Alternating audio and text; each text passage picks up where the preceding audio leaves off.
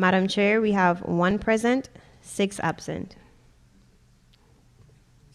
Thank you, Madam Clerk. Do we have any correspondence?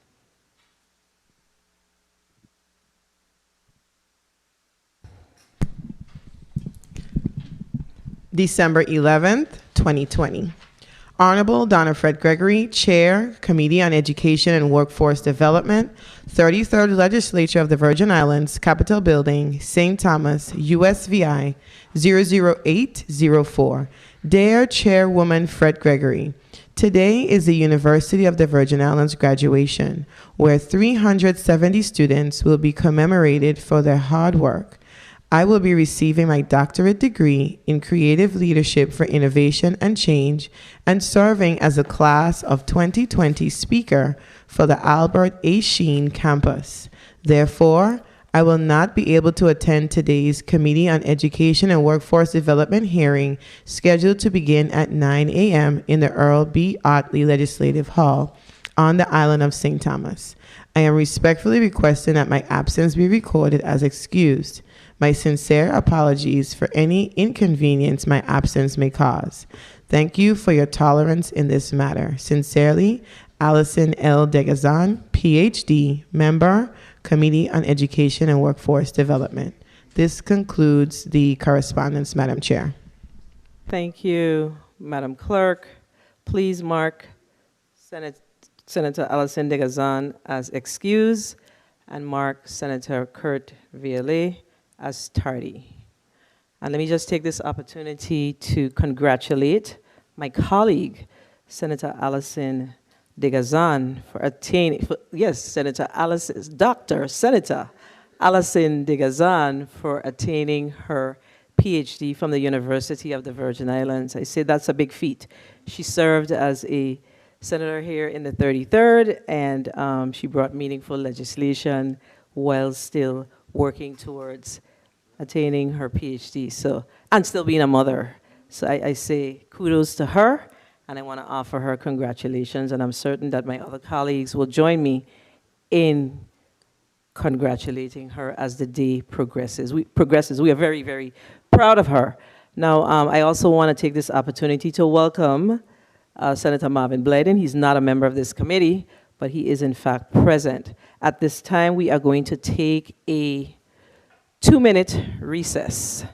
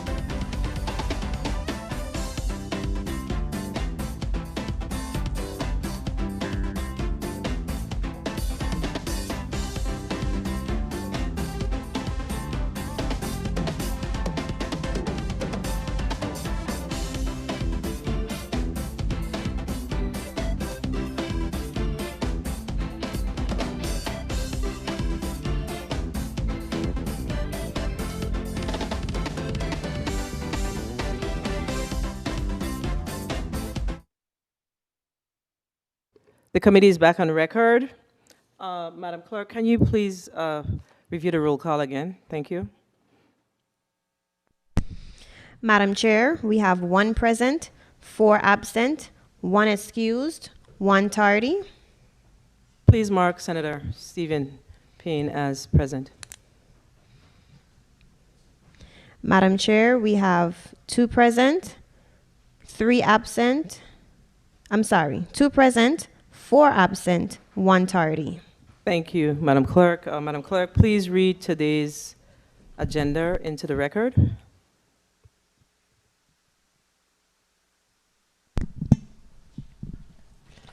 Friday, December 11th, 2020, 9 a.m., the Earl B. Otley Legislative Hall, St. Thomas.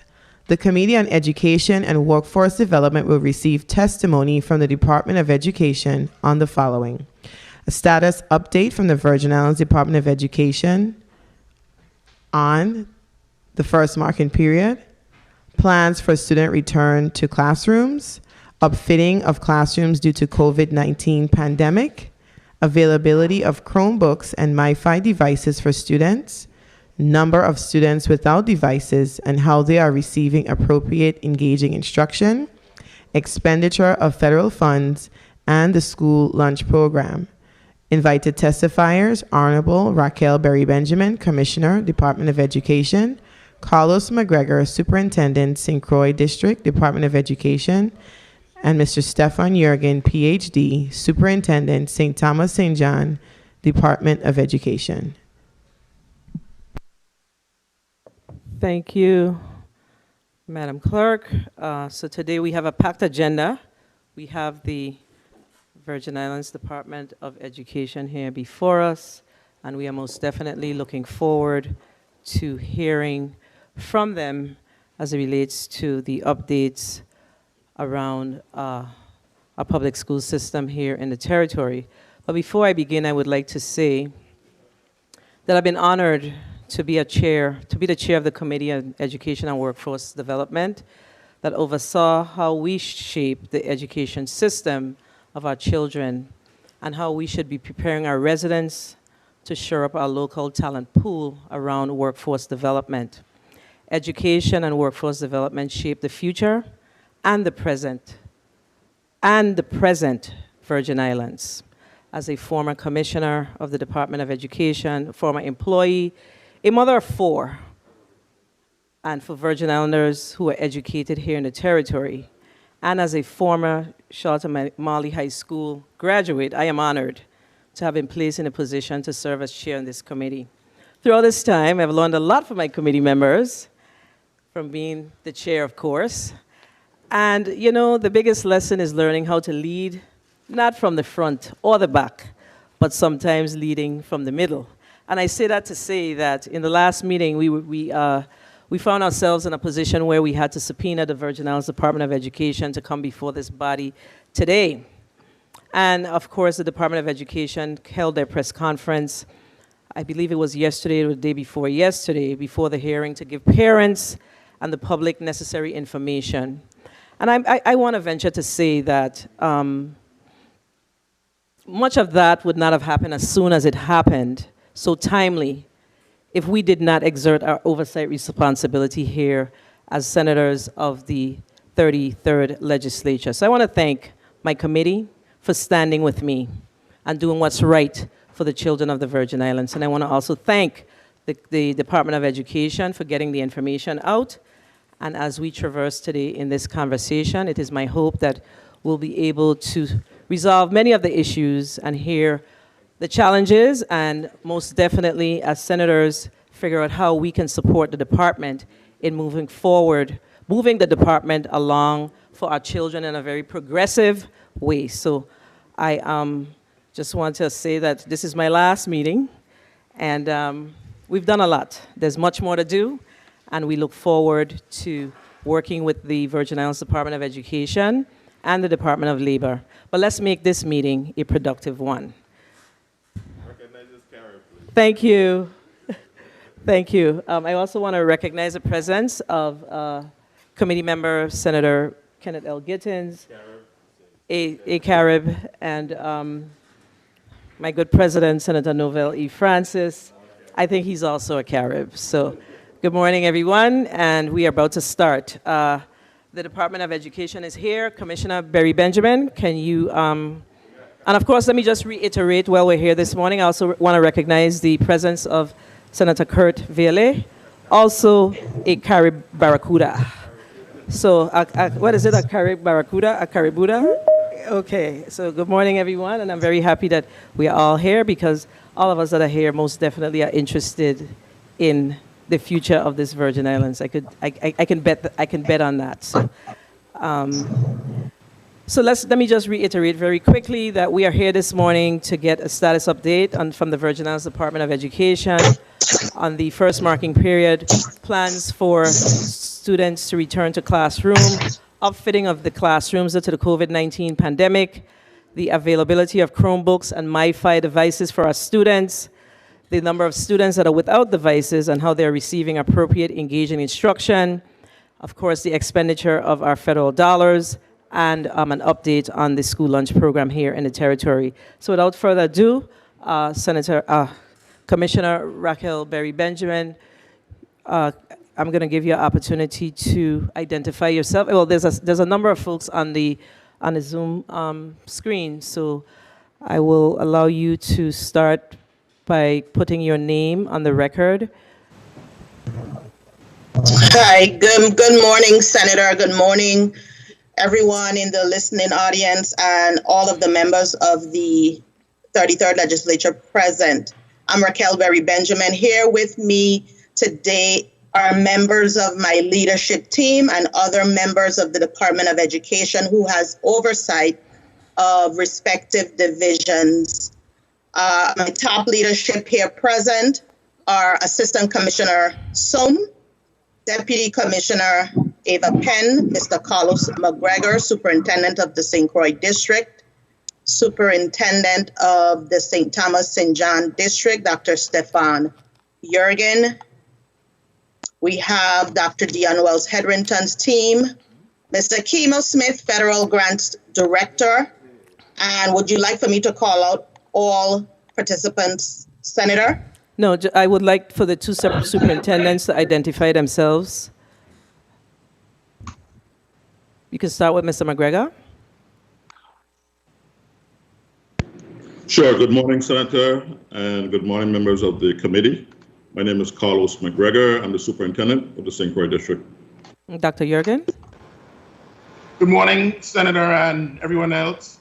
My name is Stefan Jurgen, Insular Superintendent for the St. Thomas St. John School District. Good morning. All right, and I'm going to ask, because there are several individuals on the this Teams meeting, I will ask that before you speak, you identify yourself for the sake of the stenographer, please. It's very important for us to capture who's speaking at the particular time. So we're going to ask that you, if your cameras are off, please turn your cameras on. And Commissioner Berry Benjamin, you may proceed with your testimony. Thank you, Senator.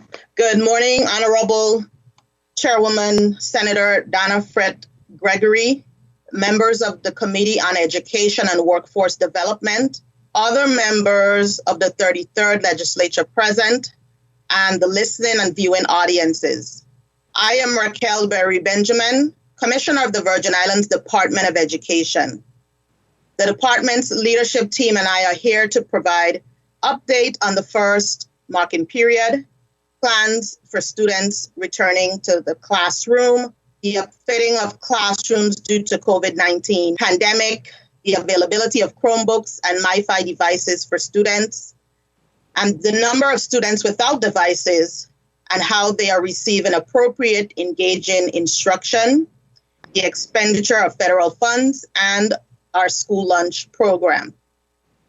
Present with me are Victor Sum III, my Assistant Commissioner, Ms. Ava Penn, my Deputy Commissioner, Mr. Carlos McGregor, Superintendent of Schools for the St. Croix District, Dr. Stefan Jurgen, Superintendent of Schools for the St. Thomas St. John District, Dr. Dion Wells Hedrington's team, Mr. Alan Fleming, and Mr. Joseph Sibley, Mr. Kimo Smith of Federal Grants. 2020 has been a unique year. The COVID-19 pandemic marks the end of one educational era and the start of another. It has brought about a new beginning, new ways to learn, and a new norm for the USVI, which we have embraced in the US Virgin Islands. There's no going back to what was, only movement forward. Despite the learning curve we are all experiencing, I want to remind the community to be inspired that we are here at this juncture, future focused. As part of our preparation to reopen schools, the VIDE will engage in a safe school reopening tabletop exercise. With the partnership of VITEMA and FEMA, the VIDE will engage in discussions with 2 mainland school districts from New York and New Jersey. We will thoroughly engage these school districts on their experiences thus far with respect to their model for reopening, academic concerns, operational concerns, safety concerns, after school programs, etc., will all be explored. We're looking forward to hearing their best practices and other successes. At this time, both superintendents will provide updates on the first marking period, plans for students returning to our classrooms, the uplifting of classrooms due to the pandemic, the availability of Chromebooks and MiFi devices, and how students are receiving appropriate instruction with or without devices. Superintendent McGregor. Thank you, Commissioner Carlos McGregor, Superintendent, District of St. Croix. The St. Croix District has recently completed the first marking period of the 2020-2021 school year. And I would like to highlight our successes across the district. Although we are in a 100% virtual setting, we took the opportunity to create a sense of normalcy by conducting virtual parent trainings and using online platforms and instructional tools, celebrating Hispanic Heritage Month, Red Ribbon and American Education Week virtually, conducting high school focus groups by the deputy superintendents and myself, distributing over 135,647 meals as part of the No VI Goes Hungry initiative, including a hearty Thanksgiving meal with turkey and all of the trimmings, facilitating a virtual meet and greet for magnet students in grades 9 through 12, collaborating with the Department of Sports, Parks, and Recreation to develop the territory's first student-athlete combine in a bubble program, achieving reaccreditation of the John H. Woodson Junior High School virtually by the Middle States Association of Elementary and Secondary Schools, conducting a series of professional development for school administrators, teachers, paraprofessionals, and support staff, selecting our 2020 District Teacher of the Year, Ms. Alicia Walters Ramos from the St. Croix Educational Complex, honoring our 2020 Employee of the Year, Ms. Eartha Gray, custodial worker. The district is continuing to work diligently to address the challenges and needs of our students as they arise to a data-driven approach. Data from the first marking period revealed that in the St. Croix district, teaching and learning is occurring. District virtual learning walks captured the level of instruction and rigor that students are engaged in. This data was used to identify areas of professional strengths and growth within our district. 83.9% of our 1st through 12th grade students received a passing grade in comparison to 89.1% of our 1st through 12th grade students in the 2019-2020 school year. This prompted the district to implement a student success measure where a child that had a grade less than 70 on the report card would show an incomplete. An incomplete meant that students had 10 days from the date of report card distribution to improve their grade by contacting their teacher and submitting assignments given.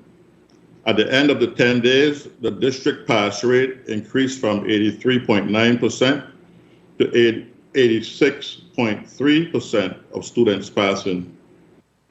1,108 out of 1,175 1st through 3rd grade students received a passing grade for the first marking period.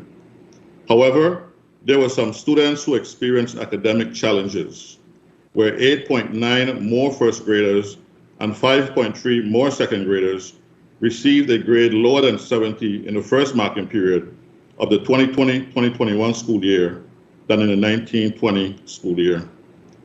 Students in grades 7 through 12 attended virtual classes regularly with an average attendance rate of 94%, whereas the highest absentee rates were in the pre-kindergarten through 6th grades with an average attendance rate of 80%. Each school team consisting of a classroom teacher, guidance counselor, administrators, and attendance counselors have been collaborating to increase the students' attendance rates by contacting students and their families to determine the cause for the absence, facilitating basic child study team meetings, conducting home visits, and submitting referrals to the Department of Human Services. 73% of our Granny preschool students are engaged in daily live lessons with their teachers using personal devices and with extended home learning opportunities through Home Links for Parents. The remaining 27% of our Granny preschool students are contacted daily to complete work packets with teacher supports.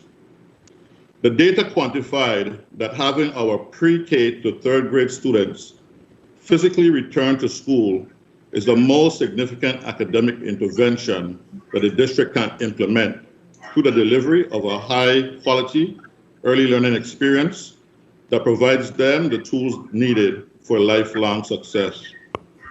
We have been working tirelessly to prepare our buildings to welcome students and staff back to school. Therefore, following the guidance of our public health officials, the St. Croix District is currently making the necessary preparations to transition from phase red to phase yellow of the VID Safe Reopening of School plan for the second half of the 2020-2021 school year. Phase yellow will include a combination of distance and face-to-face classroom instruction, which we will refer to as a hybrid model. Approximately 1,878 students enrolled in pre-kindergarten through 3rd grade, special education to include SIE and self-contained, and second-year career and technical education students will physically return to the school buildings the week of Monday, January 25th, 2021, full-time, 5 days a week. 4th through 12th grade students who learn in general education settings will continue learning at home, and we will continue to evaluate options for a safe return to in-person learning for those students in 2021. School schedules will remain the same in the second semester, where school days meet the minimum instructional hours by grade level as prescribed by law.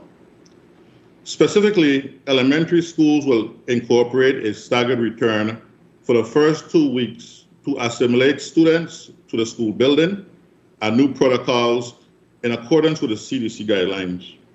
This will allow students to practice the logistics of social distancing, temperature checks, meal distribution, and other aspects of campus life to ensure compliance, efficiency, and safety. Pre-K through 1st grade students will physically return the week of January 25th, 2021. 2nd and 3rd grade students will physically return the week of February 1st, 2021. Special education to include SIE and self-contained classes, and second-year career and technical education students will physically return the week of January 25th, 2021. Teachers and students will continue to utilize Chromebooks, digital resources, and platforms such as Schoology, Edmentum, iReady, ThinkCentral, etc., for both face-to-face instruction and distant learning. Each school will host reopening orientation sessions for parents, as schools will look and feel very different when teachers and students return for the second semester. A variety of new signage have been procured and will be posted throughout our campuses to inform students and staff of new procedures. Students will be seated in socially distant layout in classrooms in accordance with CDC guidelines. All public school students are required to wear a mask as part of their school uniform, and employees working with students shall wear face masks and other appropriate PPE. Although students will be required to bring their own mask from home, each school will have PPE resources to provide as needed. Both student trifold partitions and teacher L-shaped desk barriers have been procured. Hand sanitizer stations are being mounted in classrooms, and hand washing stations are being strategically placed amongst the school campuses. The St. Croix District has procured additional handheld thermometers for schools to supplement the initial distribution each school received in September, as temperature checks will be conducted daily when students, faculty, and staff arrive at school. The No Child Goes Hungry program will continue to provide meals for students in school and learning remotely. Equipment availability continues to be of the utmost importance to us in this virtual learning environment. As of December 7, 2020, 2,475 devices, which includes 1,575 laptops and 850 Chromebooks, and 1,000 MiFi devices have been issued to parents to facilitate student learning. Presently, the 612 students that have indicated that they need a device to complete assignments will receive a Chromebook through our recent shipment of 730 Chromebooks. The district is expecting a shipment of 2,000 Chromebooks by the end of December, and will continue to distribute devices throughout the second semester, resulting in every student receiving a device. An additional 350 MiFi devices will be distributed in the second semester to provide internet service to students who are now receiving Chromebooks. The St. Croix District has encumbered $4,113,596 of the $7,784,167 Education Stabilization Funding, also known as the CARES Act, as of December 1st, 2020 grant status report. Of the remaining $2,862,036, $1,536,457 have been allocated for non-public schools, and $1,320,579 of district funds have been allocated for professional service contracts, operating supplies, machinery, and equipment. Currently, justification letters for professional services, operating supplies, and equipment are within the procurement process. Additionally, the district met its target of encumbering 100% of funding tied to our fiscal year 17 consolidated grant application funds by September 30th, 2020. It is our hope at the district that we will be welcoming students back to our campuses beginning the week of January 25th. But as a community, we must take all necessary steps to mitigate the spread of COVID-19. We are committed to our teachers, students, parents, and the entire community as we continue to move forward in providing the best learning opportunities for our students. At this time, Dr. Stefan Jurgen, Superintendent of the St. Thomas District, will continue the testimony.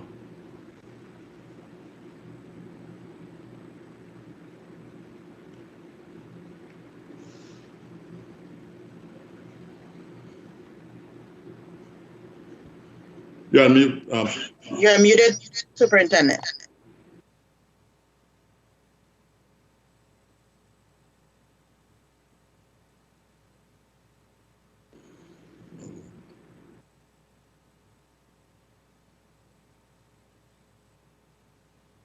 Mr. Jurgen?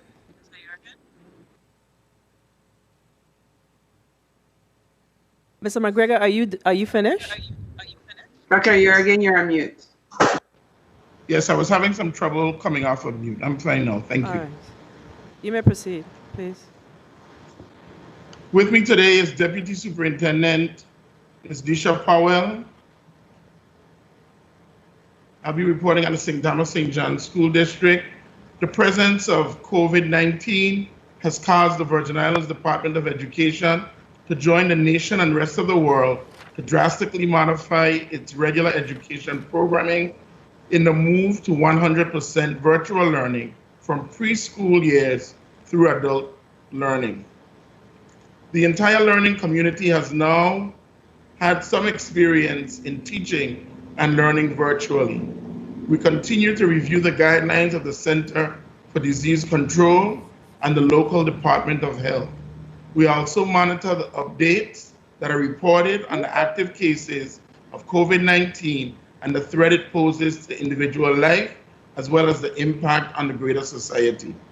The Department of Education has designed several plans to suit our ever-changing situation, from 100% in school to hybrid models to 100% virtual. Device distribution. Based on the device survey that was initially completed by parents, a total of 1,328 computers were requested. At the beginning of the 2020-2021 school year, the department distributed the entire inventory of approximately 780 computers that were available in schools and in the district office to students that were in need of a laptop. We began distribution with grades 12, then 11, 10, and 9th grade students before we distributed to students across the district that had absolutely no device and were receiving learning packets. At the close of week 1, there were 988 students that did not have devices. All of those students have since been supplied with a computer from the district. Thus far, 1,280 COVID-funded Chromebooks have arrived and have been distributed to students. Currently, we have 130 students remaining that are using cell phones. The St. Thomas St. John District will continue to distribute Chromebooks throughout the month of December, resulting in every student receiving a device. The move to virtual learning also brought the need to monitor students' attendance more frequently. Teachers report 2 absences in 1 week to the attendance counselors, and they make contact with parents. Students with more than 10 absences for the marking period are contacted by the guidance counselor. Of the 5,495 students in the district, 1% or 72 students have an irregular attendance pattern despite being issued a device from the district. 5% or 254 students have an extreme irregular attendance, and 1%, 67 were no-shows. Truancy. Student attendance is a critical indicator in determining positive student outcomes.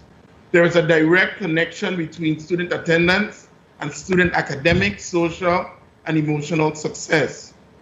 The students that are considered truant have been absent for more than 20 days. They are the students that need additional support and must remain in close contact with teachers, guidance counselors, administrators, and caring professionals. The schools and district office has gone to great length to track, monitor, and stay in close contact with these students and their parents. A district task force that consists of attendance counselors, guidance counselors, monitors, superintendents, school resource officers was organized in collaboration with the Virgin Islands Police Department. The task force mission is simple: to locate children that are not presently engaged in active learning with the Department of Education. As students return to school, school counseling support will continue to address the causes of trauma that students experience, such as economic hardship, death of friends and family members, violence, abuse, and neglect. As we continue to monitor student success, we've done a comparison of the first marking period and compared 2020 school year to the first marking period of the 2019-2020 school year. In 2019-2020 school year, the student count was approximately 4,970 students for a total of 36,545 grades. 86.2% earned a passing grade, 31,488 grades, and there was a 12.2% failure rate with 4,474 grades. There were no students that received an incomplete and 586 students that didn't receive a grade. In the 2020-21 school year, where the student population is approximately 5,462, there were 34,354 grades, where 80.1% earned a passing grade, or 27,517 grades that were passing. There were 15.5% of those grades were failure, and that amounts to 5,312. Students, 888 students, or 2.6%, received no grades, and 1.9%, or 637, received incomplete. Due to COVID-19, the district's traditional after-school program was modified to support those students that struggle as a result of not having the necessary equipment that was caused by the sudden transition to virtual education programming. The virtual after-school program serves all students that are currently failing so that they are able to recover grades and achieve success in their classes.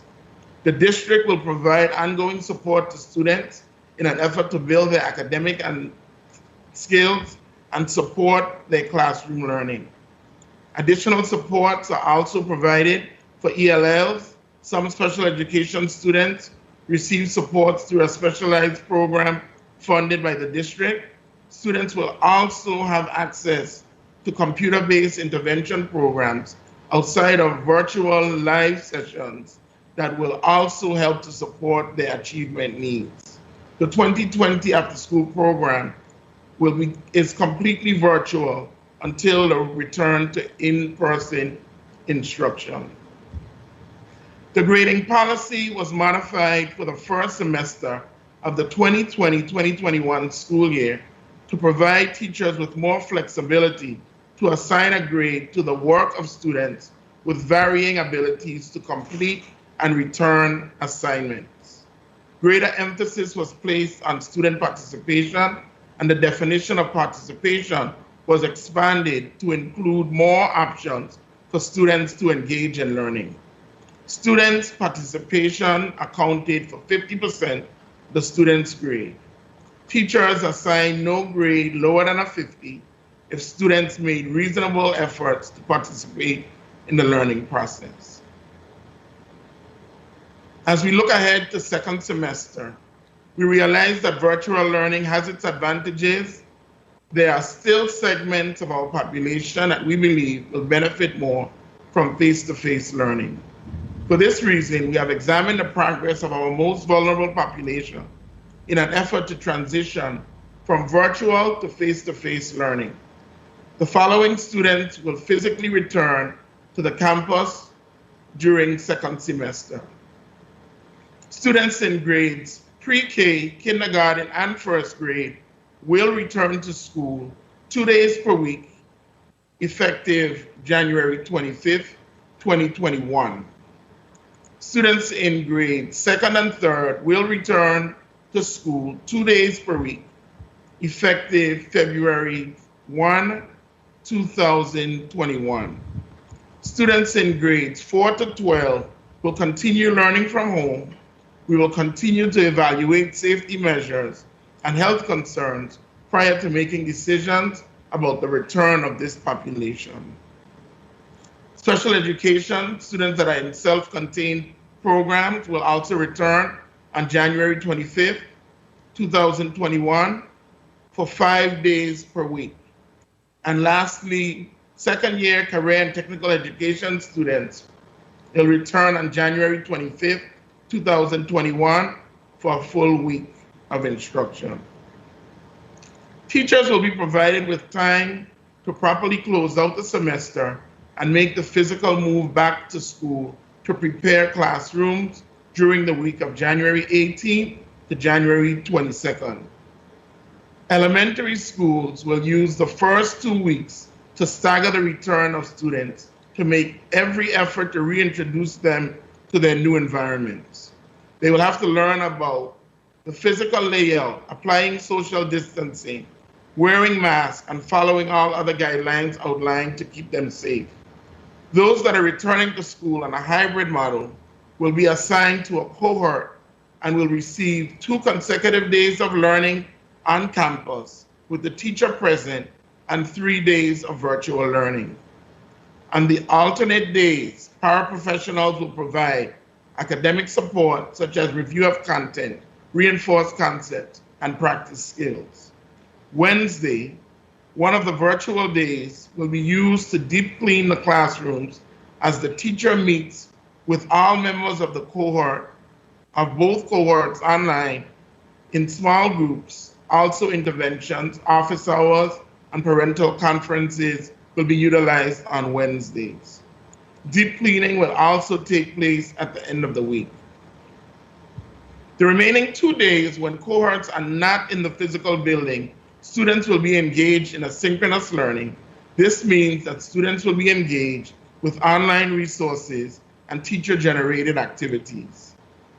COVID-related signage will be posted throughout school campuses to remind all school-based personnel of the new procedures on a school campus due to the pandemic. Students will be seated in a socially distant layout in classrooms, and meals will be brought to them as common spaces such as the cafeteria cannot be used at this time, as per the guidelines of the CDC. While each school will have masks on hand, they are for emergency purposes only. All public school students are required to wear a mask as a part of their school uniform. Desk barriers have been procured to uplift the classroom, and hand sanitizer stations are being mounted in our classrooms, bathrooms, and other areas on campus. Lastly, though we have shared the plan with the public, it is important for everyone to be mindful that this is a time to exercise patience. Even as we share this plan with you today, the situation around us is rapidly changing, and those changes more than likely will impact these very same plans. The presence of COVID-19 has caused the Virgin Islands Department of Education to join the nation and greater world to drastically modify its regular education programming in the move to 100% virtual learning from preschool through adult years. The entire learning community now has some experience in learning virtually.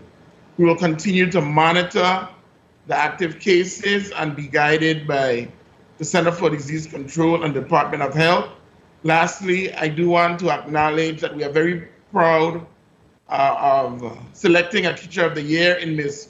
Christina Sinosa, the Teacher of the Year 2020 Teacher of the Year from the Ivana Uderkin High School. She is the St. Thomas St. John District Teacher of the Year, and we also recognize Ms. Cherise Benjamin Thomas as the Employee of the Year for 2020 for the Virgin Islands Department of Education. And now turn to Mr. Kimo Smith to report on federal funds. Good morning, senators and the listening body. The Virgin Islands Department of Education Federal Grants Office currently manages 16 federal grants received from the United States Department of Education. The awarded grants include special education, consolidated grants, Striving Reader, adult education, improving education, positive school climate, Project Restart, and our CARES Education Stabilization Fund grant. The included table provides information on each grant as of November 30th, 2020.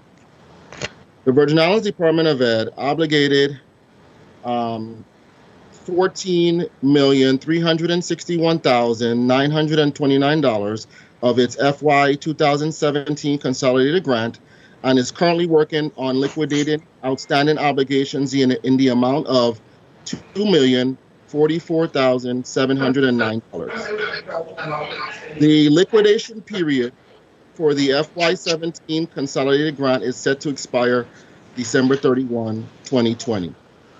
The COVID-19 pandemic has negatively impacted the department's ability to liquidate timely. Vendors continue to experience delays with receiving goods from manufacturers and delays from shipping partners in getting goods to the Virgin Islands. Additionally, during the transition of third-party fiduciary agents from Basilio Cobb Associates to McConnell and Jones, the Virgin Islands Department of Ed had limited access to the financial management system, thereby restricting the receipt of goods in the system and entering of invoices for payment processing. As a result of these challenges, the department has requested approval from the United States Department of Education to extend the liquidation period of our FY 2017 consolidated grant. The department continues to work with our vendors and feels confident that with the additional time, we will be able to receive our goods, supplies, and deliverables tied to service agreements, allowing the liquidation for all outstanding obligations. The department has obligated a little more than 50%, $10,066,360 of the CARES funds received on June 22 of 2020. However, we are also facing challenges with this grant as vendors have been unable to deliver goods and equipment timely. This has adversely impacted program implementation and the continuation of services to meet the educational needs of our students. Thank you.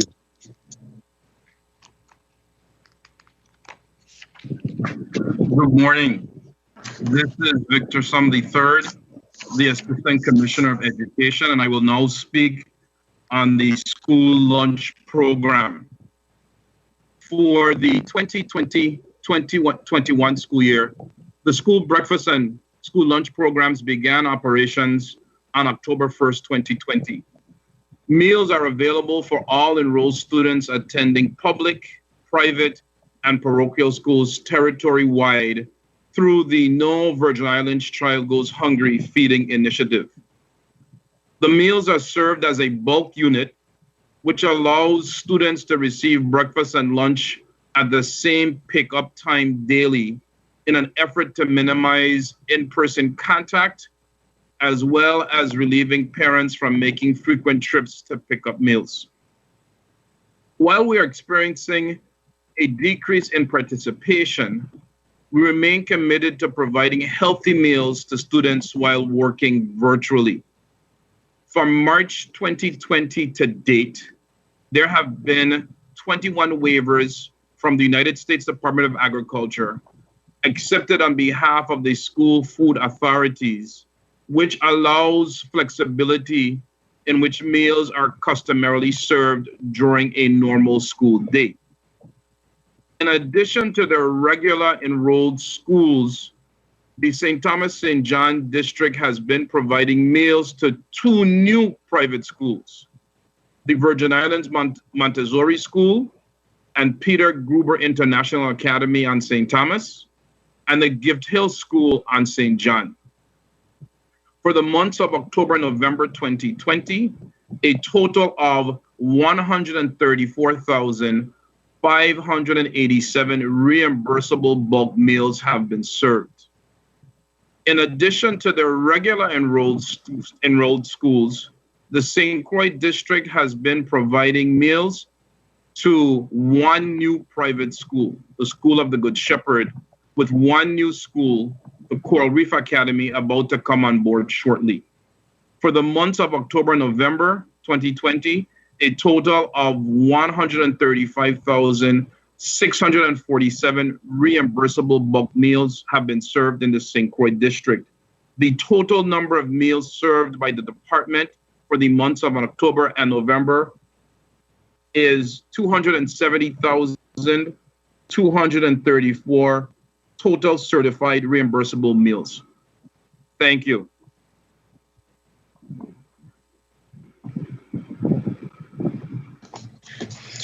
As we look forward to safely reopening schools, I ask for your support, partnership, and flexibility throughout this process. Thank you to the hardworking employees of the VI Department of Education who have worked tirelessly to ensure the safety and overall needs of students and families here in our territory. Successful school systems have strong, positive, and consistent community support. So I take this time to say a special thank you to our parents. Your understanding and support makes all the difference. And to Commissioner Encarnacion and her team at the Department of Health for their continued guidance.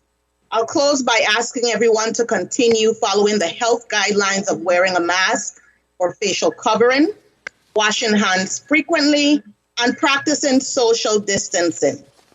This concludes my testimony. My team and I are here to answer any questions that you might have. Thank you. Thank you, Commissioner Barry Benjamin, and thank you to the two superintendents and the assistant commissioner for their testimony as well. Of course, today is a short day for this particular committee because we have to move into session by noon, but it's unfortunate that we have to do that because based on the testimony that was provided today, I am certain that my colleagues have so many questions around what's truly happening with our students. Colleagues, we are going to go to a 7-minute round, but before we do that, there are a number of things that jumped out at me. So I'm going to start with my concerns around the St. Thomas St. John district, truant no-show population, and what are we doing about it? I see that we talked about counselors going out to making contact with parents.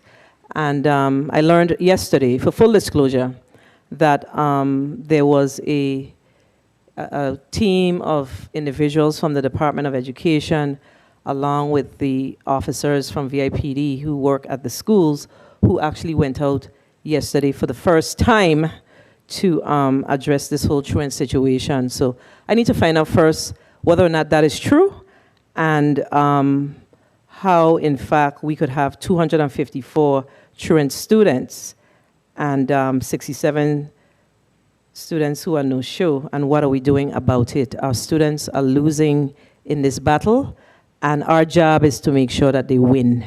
So Superintendent, and I note, of course, that the superintendent from the St. Croix district did not necessarily provide that level of detail. So Dr. Yergin, we need to get an update as to how we are dealing with this issue and how we're going to ensure that we are going to save our children from an academic perspective. These numbers do not look good based on, I mean, you have 5% of your 5,000 students truant and 1% no-show. That's 6% that's truly truant. So, you know, what are we doing with the no-show? Are they dropouts? Did they leave the island? What's the story? And how are we addressing the truancy? Senator, thank you for asking the question because I really want us to, I thought it was really, really important for us to really put that information out there because it's really an appeal so that everyone in the Virgin Islands community is aware of, one of our biggest challenges at this time. Many of our students are at home, and when parents leave home, many of them just go back into bed. Students are not showing up for a variety of reasons. I see them as I traverse the island. Many of them are not logging on, and so that number of 254 represents 5% of our students that really need to be coming to school regularly. And I just really want to make an appeal to our parents that it's so important for you to have students and make sure it's really the parents' responsibility to ensure that students are arriving to school every day. Now, we know that arriving to school looks a little different in that they're actually in their homes, but you still have to make sure that they are up, that they are alert, that they are prepared for the day's learning. So, the Department of Education, our guidance counselors, our attendance counselors are reaching out. Our monitors that are out there feeding our students are also engaging them. We have made contact with just about, all of our students that are not showing up regularly, and we know that it's something that we want to see immediate improvement. So I'm just making an appeal to parents that you really need to follow up with the school, and you need to ensure that your students are attending school regularly. So I don't want to belabor this because, like I said, we don't have, time is not on our side today, which is very unfortunate.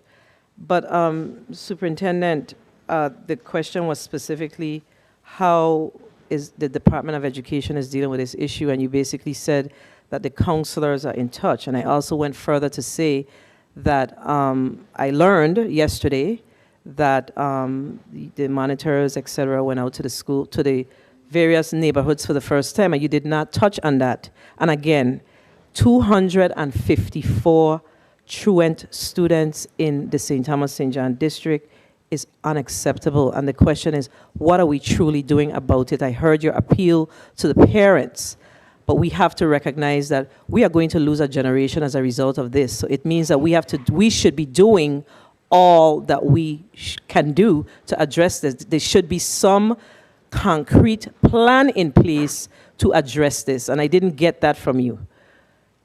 Well, if I can also add, I know you mentioned the task force. We did establish a task force for the purpose of being able to go out and locate a lot of these students, and that's what we've been doing. And when did you start doing that? They're actually out now. We have been in collaboration with the Virgin Islands Police Department from weeks ago. We stepped it up a notch using the resource of Virgin Islands Police Department, but we've been out looking for students.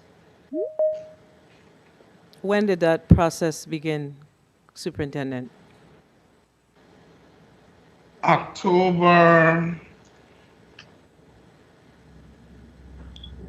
So it began in October?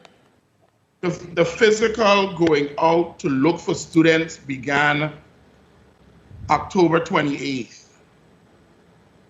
All right. I know that the St. Croix district did not provide any updates around that, and I'm certain that I have a number of colleagues from the St. Croix district, so I'm going to move on in the interest of time. Senator Blyden, you're recognized for your 7 minutes. Thank you. Thank you so much, Madam Chair. Good morning to my colleagues. Good morning to the viewing and listening audience. And good morning, Commissioner Berry Benjamin. And thank you so much for your testimony. And good morning to your colleagues there with you. Good morning, Senator Blyden. I want to continue there. Dr. Jorgens, I want to continue there because I made a note in my, as you are testifying with a truancy, and the number of 254, that's a very disturbing number. But my question is, did you look into see, number one, what the reasons for it, and number two, what grade level are we speaking about in terms of the numbers? Do you have those numbers available?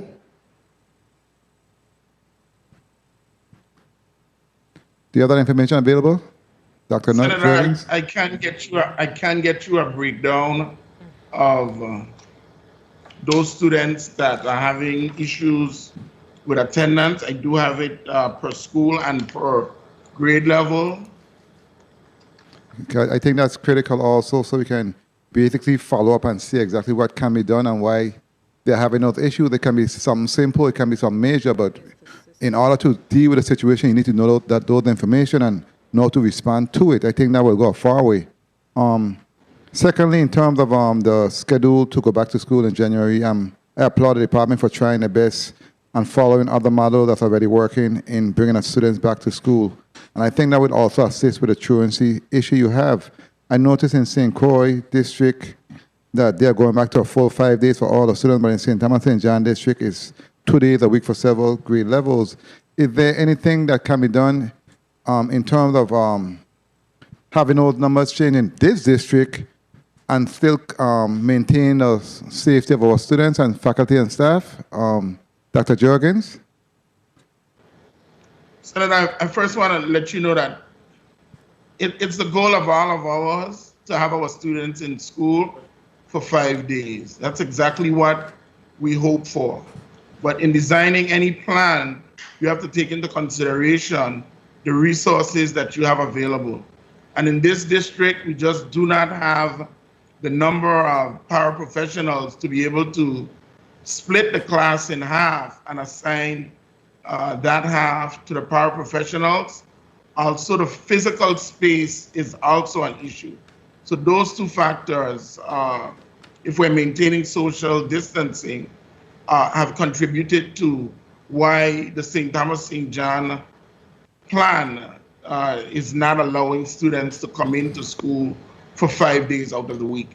And speaking about a plan, I noticed in your testimony you also spoke in reference to working tirelessly in order to have the buildings back in shape to welcome back our students and staff. How is that being done succinctly? As we speak, we have purchased hand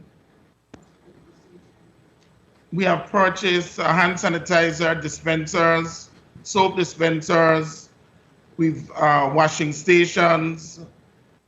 Signage will be on every campus. In addition to that, I understand that's supplies, but in addition to that, do you have plexi going up in some areas, etc., in the schools? That was in the testimony. We do have plexiglass on every student's desk as well as all teachers' desks. We've also outfitted the main office in every school with the plexiglass. All of our schools will be issued PPEs. Okay, very well. Let's speak about the devices, because despite the testimonies in terms of devices and students being given the devices through the end of December, I'm still receiving a lot of calls to my office when it comes to parents and devices. As a matter of fact, up to last night when I met this parent, she was pretty concerned and very disappointed because she was stating to me that, I'm not going to mention a school, I'm going to talk to the commissioner offline, that her daughter was given a computer that was donated to the school because at the time they didn't have any. But from the time she received it, it was not working properly, and she has been behind in her work, and she's have been trying to get a device changed or get a new one, and she was told she has to pay for it. And I said no one should have to pay for a device, especially with the schools when we have devices given out for free. So I told them I want to follow up with the commissioner and see how we can assist her daughter expeditiously, because that's a problem to me. And after I saw the testimony stating that everyone was given a device, but why do we have 130 students remaining that's using cell phone? Is that because they don't want a device? Dr. Juergens, how does that work? Senator, as the devices come in, we get them in the hands of the students. We first started giving devices to students that did not have a device at all. I understand that, and that's what I read, but I'm asking for the 130 students that's still using a cell phone. Is that because they still have not received a device, or that's a choice? That's my question. That's correct. So as the next batch comes in, that will take care of that 130 students. Oh, okay. So we still have more batches to come in before the end of the year to take care of those 130. And what about situation that a young lady wears the device is not functioning the way it should, no fault of the student own? How does that work? What type of backup do we have? What type of plan do we have in place when it comes to those type of situations? We have to consider several things, Senator. If a student was issued a device and the device becomes damaged, and we don't have another device to give them at the time, they're going to have to wait until we get a device to be able to give it to them. I understand. I agree with you. I'm not saying that. I asked what is the plan moving forward when it comes to those types of situations. That's all I'm asking. What's the plan? Currently, Senator, we have about 2,500 computers that we are still waiting to receive, and situations, unique situations that you have just mentioned, that will be addressed once we continue to receive the additional computers from our inventory. Okay, let me go to the Commissioner. Good morning again, Commissioner. Let me ask quickly in terms of trying to have the students back on campus come January 25th. Madam Chair, come January 25th. And I know we have a situation with testing when it comes to students getting on the buses. And also I know there was some meetings with School Bus Inc. in terms of them preparing and getting ready for the new semester come January.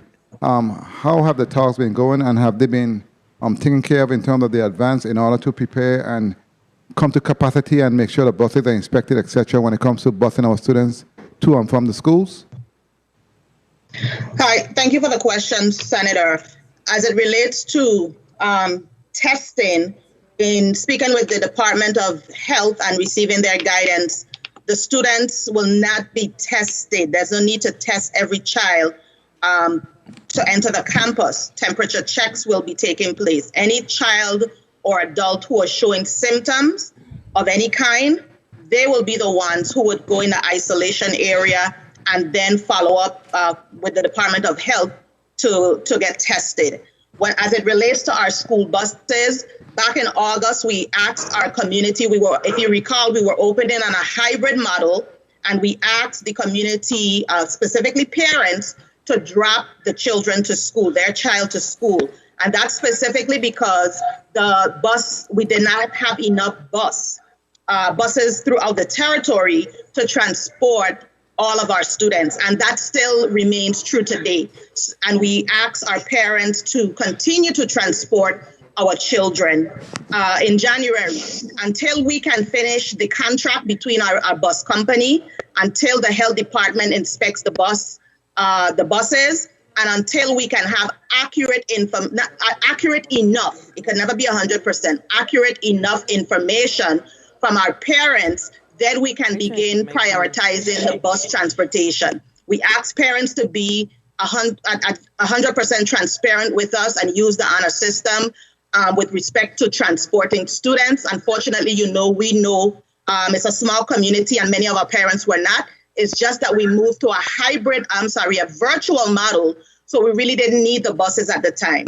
Short answer is our parents are still being asked to assist with transporting their child and children to school. Nothing has changed. We're still very much in this pandemic. So are you working with and meeting with the school bus company? Yes, Senator. And as a matter of fact, yes, Senator. As a matter of fact, AC Som leads that charge along with Attorney Hudson as a committee because, again, there's negotiations taking place and that has not finalized to date. Thank you so much for your responses, and thank you, Madam Chair, for the leniency. Thank you. Let me take this opportunity to recognize the presence of Senator Janelle Quesaro. Please mark her as present, and two of my other colleagues who are non-committee members, Senator Oakland Benta and Senator Javon E. James. Thank you for being here. Before I hear your point of inquiry, Senator Vele, we talked about students on cell phones, and there are students who still don't have devices. Have we done an analysis to determine whether or not those students are the students that fall in the fail rate category?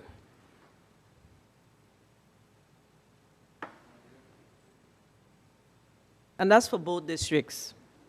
or Commissioner, what is the direction that you are providing to your superintendents around how they should be addressing that whole fail rate issue in the department? What's coming from the state level as far as the policy around those students who are using cell phones, those students that have no devices, and how are we tracking whether or not they are in the fail rate numbers? How are we looking at this? This needs to be looked at if it's not. Commissioner. So, Senator, you're good day. Thank you for the question. To respond to you, both districts have been advised to, first of all, get the numbers on our students who are absent attendance, number one, pass, fail from the first semester, from the first marking period, which they described in their testimonies. The districts recently, based on the numbers they got back from the physical walkthroughs, Dr. Jurgen mentioned the police department was involved in his walkthroughs. Those numbers and analysis was not done to date, or at least a complete analysis have not been done to match the students using devices, cell phone devices, attendance, absenteeism, as well as pass or failure rate. That analysis has not been done to date, Senator. It's not that it won't, but they're following the directive and the charge. Commissioner. And with respect to, I think you asked about cell phones, the Department of Education. Same perspective. Same thing. So I hear you, and I hear that you have no process and you have no policy in place. And by now, when did the first semester end?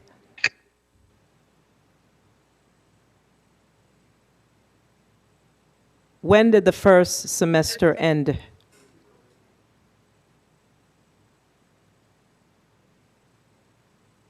We can't hear you. We're having difficulty hearing you.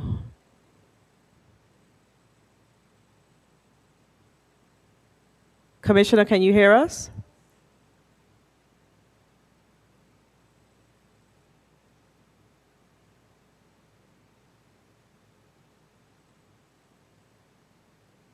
Superintendent Jurgen The or second McGregor. semester ends on January 20th. When did the first semester end?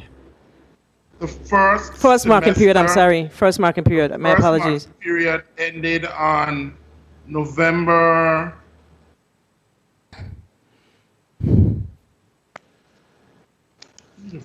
Senator, the first marking period ended on November 5th. November 5th. And we are hearing that the students who have no devices, no cell phones, who perhaps more than likely fall in this fail rate, who are using cell phones, who have no devices, who more than likely fall in this fail rate, we have not done an evaluation. This is why we have to have these types of meetings. Whether or not it's you guys like it or not, this is why we have to be here. Because that should have been done. How are we identifying those students? How are we providing support to those students? How are we recognizing that, you know what, Tommy is utilizing a cell phone, or he has no device, and in fact, he's failing. How are we providing supports to those students who have 0 devices? Senator. Mr. Sorry, my staff just told me I was frozen. Yes, you were.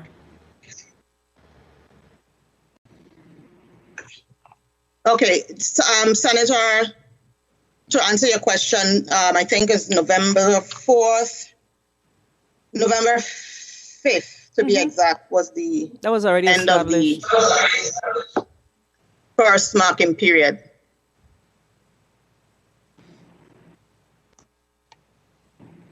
Commissioner, that was not the question. The question is, let me ask it again, because it's a very important question. We talked about the level of fail rate here in both districts. And the question that I have for you as the Commissioner of Education is, what policy do you have in place to push out to your superintendents around those students who are utilizing cell phones and those students that have no devices, how are we addressing those? And has there been any analysis done around whether or not those students are the ones that fall within this fail rate category? And how are we providing the necessary support to those students and their parents? Thank you, Senator. Like I indicated, the direction from the state office was clear to both superintendents. As a matter of fact, my direction came from the Board of Education. As you know, the Board of Education made a resolution, rather, a position that grading must occur within the first, for this school year, despite COVID-related issues. Both districts were directed to come up with a grading plan. That grading plan was shared and expectations were shared with the Board of Education. And that is exactly what both districts are doing now. The analysis that you're asking about is not completed. They started that process, hence the data that we gave to you in the testimony. So with respect to guidance from this office, they were both given a directive to come up with how we're going to address students with and without those devices. They did, because we had to adhere, first of all, to the Board of Education. Commissioner, I'm going to have to move on. I have a point of inquiry or a point of information, but I just want you to know that your response is not acceptable. I'm going to. I didn't expect any different. Yeah, it's not acceptable. I'm going to tell you why. I'm not just not going to say it, but your response is not acceptable. Your response is not acceptable because the question that I asked is around how we are addressing the fail rate, and have we looked at those specific students? You're telling me all kinds of things about Board of Education. The question is, have we looked at those specific students to identify whether or not they are the ones that fall in that category, and how are we providing them with support? I specifically asked about the first marking period, which ended November 5th. And we have students that failed on November 5th when that marking period closed, but we have yet to make an assessment to determine, so why? Is it because they don't have any, they're using cell phones? I'm speaking, Commissioner. Commissioner, I am speaking. Please allow me to speak. This is my meeting. These students have not been assessed. They may have been, and perhaps I need to allow the superintendents to expound on it. But based on your responses, the information has not flowed up to you as to whether or not that has occurred. And that's something that you should have been very interested in finding out, whether or not those students who have no devices are in fact impacted. How in fact are they impacted, and how can we assist with ensuring that we provide the necessary supports to those students? That's basically the question. That's basically the concern. Our reason for being here is because we've received several complaints from parents about their inability to get the proper education for their children at this time. And we can't continue to ignore it. I know that you are doing what you have to do, but I'm asking you to get center-focused. Get center-focused on the needs of our children. It is a problem. Senator Vela, you're recognized for your point of inquiry. That's not an accurate statement. Thank you, Madam Chair. Good morning to the people of the Virgin Islands. Good morning, colleagues. Good morning to the testifiers. Commissioner, some information I'd like you to provide. You don't have to give me the response right now, but hopefully in a few minutes. The number of paraprofessionals by district, number of kinder to third grade teachers by district, and number of students, kinder to third grade by district. Thank you, Madam Chair. You got it? Yes, Senator Veely. Thank you so much. Thank you, Senator Veely. Senator Payne, you're recognized for your 7 minutes. Thank you very much for the time, Madam Chair. Good morning to the testifiers. Good morning, colleagues. Good morning to the listening and viewing audience. I'm going to preface my questions today with a comment. However, it's not intended to come across as something negative to any one of the testifiers here today, because none of you all were in leadership at the time. This is about cell phone technology. Smartphones, which are an intricate part of technology, have been considered illegal contraband for years in our schools. Imagine where the Department of Education would have been today if they had embraced the use of smartphone technology years ago. I had students utilizing smartphones as a tool of learning and completing assignments.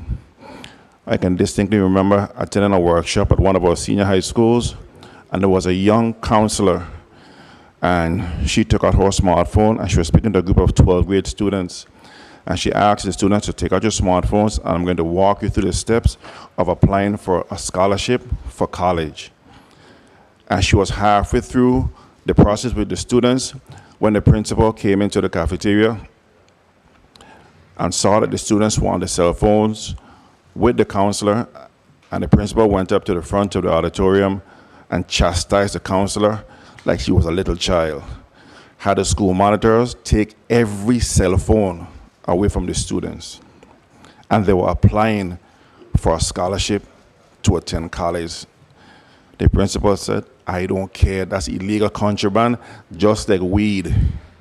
A cell phone was considered illegal contraband, just like weed on a school campus.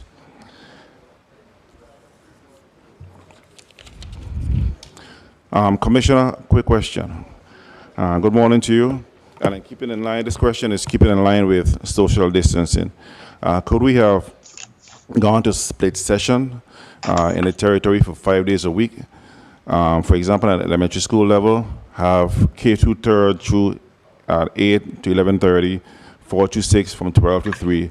At the junior high school level, 7th graders from 8 to 11:30, 8th graders from 12 to 30, and at the senior high level, 9th and 10th from 8 to 11:30, and 11 and 12 from 11 to 12. From 12 to 12:30. After hearing the concerns of the superintendents, it appears that distance learning isn't quite working in the best interest of our students. What's your take on that, Commissioner? Thank you, Senator. Thank you, Senator, for your question. We had several options as it relates to students returning on a social distance manner. However, given the timeframes that you described, that would not be feasible and the best option, because the biggest challenge in operating and starting a school day and making sure it runs smoothly is transition time. And transition time and the transportation of students and the drop-off, pick-up, all of that takes into play, and we must consider the time lost in that transition time. So once we get students on a campus, it's important to keep them posted for a certain amount of hours, maximize that time, and then do the transition. So that plan would not be feasible the way you described it, but I'm sure other plans would be possible. Your second question, Senator, if you don't mind repeating the second piece. Okay, well, keeping in line with the answer you just gave, how has virtual learning affected student performance? 3 minutes. How was it? Right. So sorry. Go ahead. Go ahead. No, go ahead. Did you hear the question? I said, how has virtual learning affected student performance? Thank you for the question, Senator.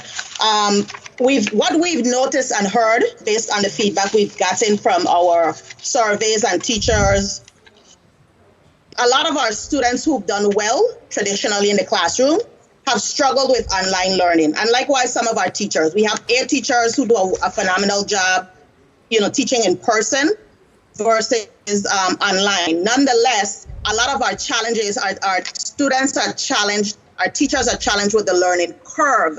We're all going through a learning curve with the technology being between the teacher and the student. So I can say that it has had some negative impact, to answer your question directly, but that's not across the board. We have seen some positives and some successes.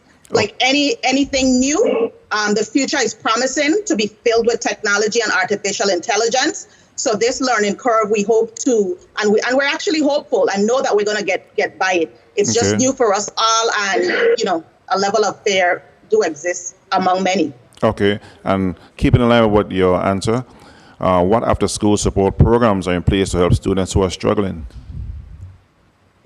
And these are questions really for the districts, but we do have virtual after-school programs, which will remain that way until we get back to in-person learning. If you'd like our superintendents to talk more about the virtual after schools, they can. Okay, Superintendent Jurgen. Or Mr. McGregor, if you're online already. Sure, good morning. Good morning, sir. Good morning, sir. Good morning, Senator. To answer your question, what are we doing to assist those students who may need additional help? In the St. Croix district, between 1 and 3 p.m., that is the time that interventions happen in the district for those students who need that additional help. January 2021, we will begin our virtual after-school programs from K6 and K8. One of the things I must say, I'm getting some preliminary, honor roll numbers come in, and I got some honor roll numbers from Central High, and they were a little over 300 students on the honor roll, and that's a school that usually have about 200 and change students on the honor roll. So again, the virtual, we have a 94% attendance rate in the high schools. So it seems to be the virtual is working very well for those older students. And that's why we wanted to make sure that we get our K3s in at the beginning of the second semester. And once, a matter of fact, the 730 Chromebooks landed at our dock. So we have about 605 students without a device. So as soon as early as next week, when we get the Chromebooks off the dock and into our warehouse, we'll be able to give every one of those 605 students who don't have a device, they'll now have a Chromebook. Plus the 2,000 we're getting later on this month, that will take care of those devices that we had loaned out to students. We'll be able to get those back, and they'll get a brand new Chromebook. So our students in the district will have a laptop. Okay, but to answer the question, yes, we have a concern with the K through 3, the younger kids, in terms of the attendance rate.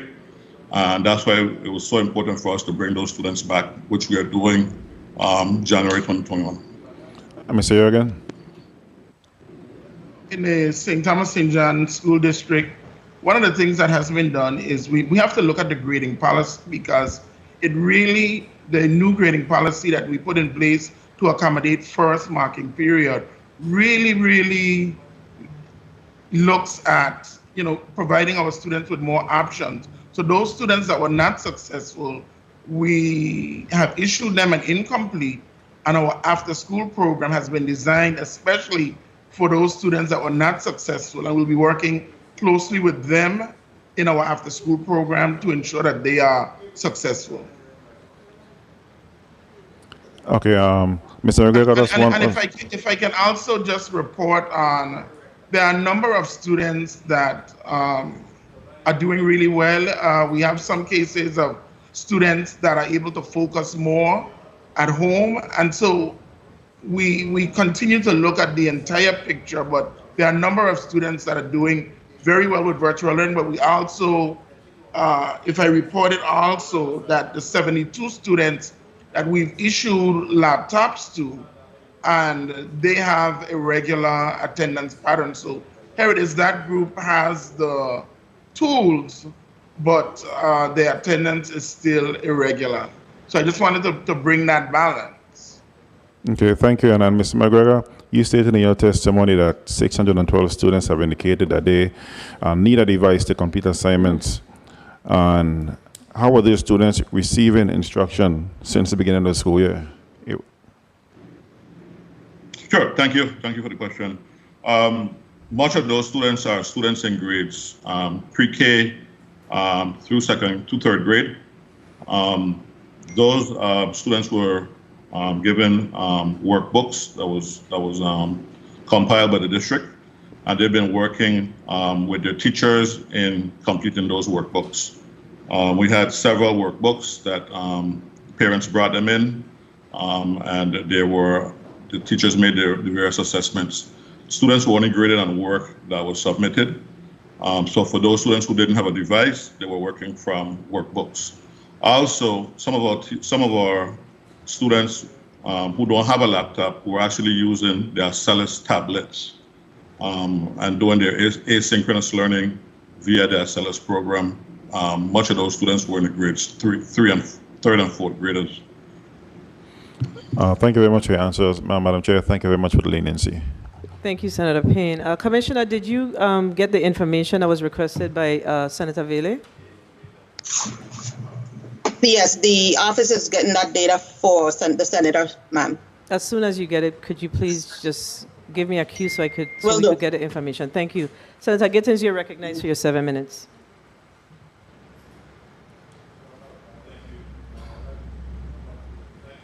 Please recognize Senator Gittins' mic, please.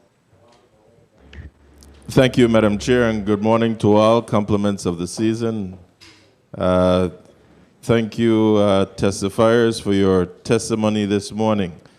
With the limited time, I just want to get straight. Let me first say that, though COVID-19 brings uncertainty and some anxiety to everyone, I continue to say that we should turn our challenges into opportunities and opportunities for transformation.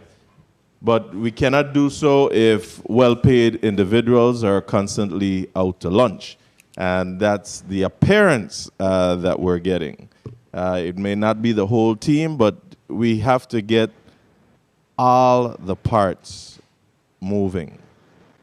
I feel like we're stuck back in April and May earlier of the year. We know COVID-19 started around Friday, the 13th in March. But I could remember sitting here and asking repeatedly the same question over and over: what would a typical virtual day look like for our students? And here it is. Look at where we're at now in December. And we're faced with this. Again, remember the 5 Ps. Prior planning prevents poor performance. Commissioner, do we have school social workers? If so, how many per district?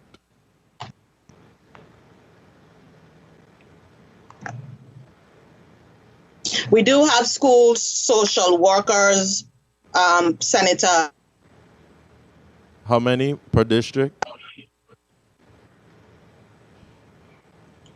I will get the exact number per district, Senator. Thank you. As I'm getting the other data. Okay, and in the Go ahead. Okay, I'll await that information. School social workers per district. In the meantime, are you aware of any hardship in renewal of licenses, etc. at this time? Are we in jeopardy of losing any of these social workers to expired licensure? Yes, Senator. We do have some of our social workers in jeopardy of losing their licenses. First, back in September. No. Hold that information. I don't want to run the time. However, at some point, you could let the chair and the rest of us know why is a hardship and what are you doing to address that hardship. Now, do you have truant officers in place? No, Senator. None. Okay. Did you budget for any truant officers? No, Senator. Okay, so we see why the already overburdened police department is now being tasked with knocking on doors for truancy. Were all our students provided with a laptop device or MiFi for this virtual learning? No, Senator, we didn't have enough devices to give to all students. That was established back when COVID hit. So I asked that question because I want to make sure, or I want you guys to not be overworking for no reason and sending people to knock on people's doors if you know that they don't have a laptop or a MiFi and wondering why they haven't locked down yet. All these things need to be taken. No, what's not true? I'm saying I am asking the question to make sure that that is not happening. I'm not telling you that is happening. Stop jumping to the defense. I am a supporter of the Department of Education. Let me ask you to your statement, your testimony. You stated on page 2 that as part of our preparation to reopen schools, the VIDE will engage in a safe school reopening tabletop exercise. When will this take place and for what period of time? Senator, that will take place on December 18th, and it will be a day within that specific partnership would be within that day, that discussion. December 18th and a one-day tabletop exercise. With that specific group, yes. Okay. And you also stated that with the partnership of VITEMA and FEMA, that the department will engage in discussion with 2 New York schools, I believe it is. That's the tabletop exercise. Excuse me? That is the tabletop exercise. Oh, that is the tabletop. Okay, so, but you said that you will do it. So you haven't touched base with those school districts yet? That's a specific discussion that we're having with schools who have already, districts who have already started to bring students back to the campuses, Senator. So that discussion with those 2 schools have not occurred. This is more of an in-depth discussion with best practices from what they've learned. Having been in a high area with high positives of COVID and having gone through that process that we're about to engage in. Thank you. There's a lot of shuffling going on. If the others who are not testifying could mute their devices, we'll greatly appreciate that. Lastly, you also spoke about conducting a series of professional development for school administrators, teachers, paraprofessionals, and support staffers. At what point do you have time to conduct these trainings while we're having all this virtual challenge? Yes, Senator, both superintendents can speak to the time they carved out to have these trainings with their staff. Good morning, Senator Gittins. Those workshops and trainings are held after the students leave for the school day. I'll ask Deputy Superintendent Aracilla Herman to speak more to that. Good morning, Senator, Deputy Superintendent Aracilla Herman. Our professional development calendar ranged from after school to some afternoon and even some partial midday sessions for teachers. Most recently, we conducted on November 20th an entire day of professional development where our students engage in asynchronous activities or activities that their teachers assigned to them, and our entire staff was receiving professional development. This was as a result of district walkthroughs and discussions with principals and teachers where they were asking for additional instructional activities or support in implementing the virtual learning. Thank you. Also, in addition to what Ms. Herman-Atley mentioned, we also have embedded about 5 or 6 days. Testifiers, please identify yourselves when you're speaking. Please identify yourselves, please. This is Dr. Jurgen, St. Thomas St. John School District Superintendent. In addition to what Ms. Herman-Atley mentioned, we also have about 6 days embedded into the school calendar that we focus on professional development for the entire staff. The last occurring, of course, on November 20th, but we use the time after school to engage our staff in professional development and a host of activities, and they have really been going well in both districts. Thank you. And Madam Chair, if I may ask this last question, whether or not they have a help desk in place in both districts to assist students, parents, and teachers if there's any technical difficulty with the devices that they've received. Thank you, Madam Chair. Superintendents or Commissioner, I'm not sure who's responsible for that. The SUPS will respond. Yes. It looks different in each district. Superintendent McGregor, all of the parents have the access to their teachers, they have the access to the school administrators, and those concerns are directed to our district IT personnel. Dr. Bastian or Ms. Herman can drill down a little more and how the specifics of that works. Good morning, Senator Deputy Superintendent Herman, St. Croix District. Deputy Superintendent Herman, I prefer for the the superintendent has responded. It's fine. We don't need a drill down. The basic question is whether or not there is a help desk to support parents and teachers, students. I think that's the question. So if there isn't a help desk, then the question is more so, what is that process? I would like to hear from Superintendent Dr. Yergin as to what process we have in the St. Thomas St. John district. Again, if any, that should be an edict coming down from the State Office of Education to the respective districts around this situation with issues with assistant teachers, again, parents, etc., with issues that they may be experiencing with connectivity, the devices, etc.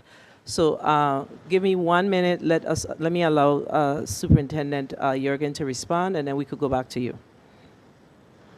Thank you, Dr. Yergin, St. Thomas St. John School District. In this district, we have a group of individuals in every school that were trained initially in the beginning of the school year, and those numbers have been issued to our parents. We also have a district support team that provides support to parents and schools. Can I add that in addition to that, the process that has been laid out includes the school itself has a team, like Dr. Yergin said, that responds to student needs.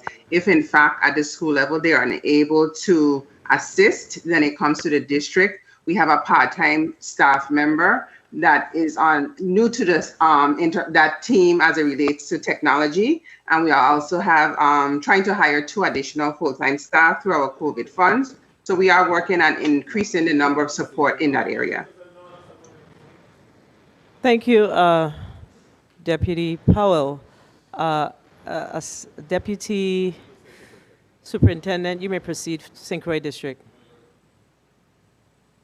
Senator, I just wanted to add to what Superintendent McGregor stated. Could you give your name again, please? Please give your name for the record.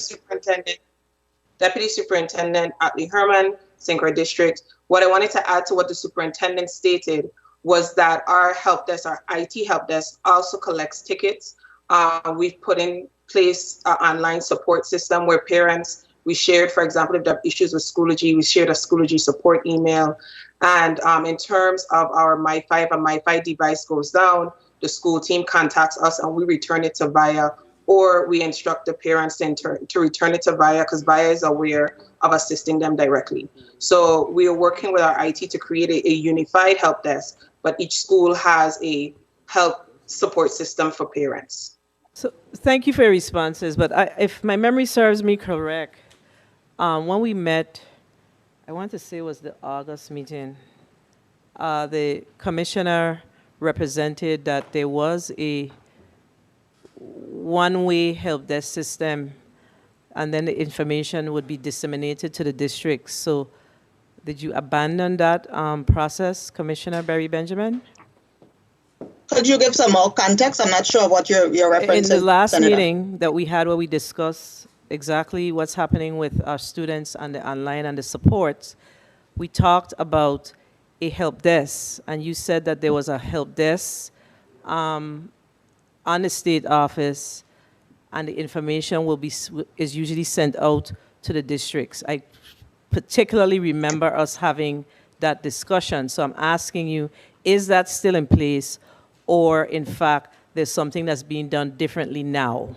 Because based on what we're hearing, it sounds that it's something that's being done different. Well, I can't speak to the August because I honestly don't have it in front of me, and I don't recall having those specific words the way you said it. I know we have a help desk at the state office for our teachers, and we were putting in place remedies to make sure that our students and parents have the support that they need. I gave that directive despite your previous comments, and both districts came up with a plan respective to what works for their district, and they're within their right to do so. They just described the process within each district, and we also did a professional development. We have as one of our professional development to share with our parents and students how they can receive tech support this month to remind them of that process, and it's ongoing PD for them and awareness for them. I can't speak to the August date, and I won't respond to that until I have the facts on it. I don't recall that conversation, Senator. Please excuse me. I don't know that it's really about the August date. It's about whether or not you had a help desk on a state level, because that's what you represented. For teachers, yes. For employees, yes. There's nothing more or nothing less? For parents, yes. Thank you. The districts deal with students, and they have for students. Okay, thanks. Senator Francis, you're recognized for your point of information.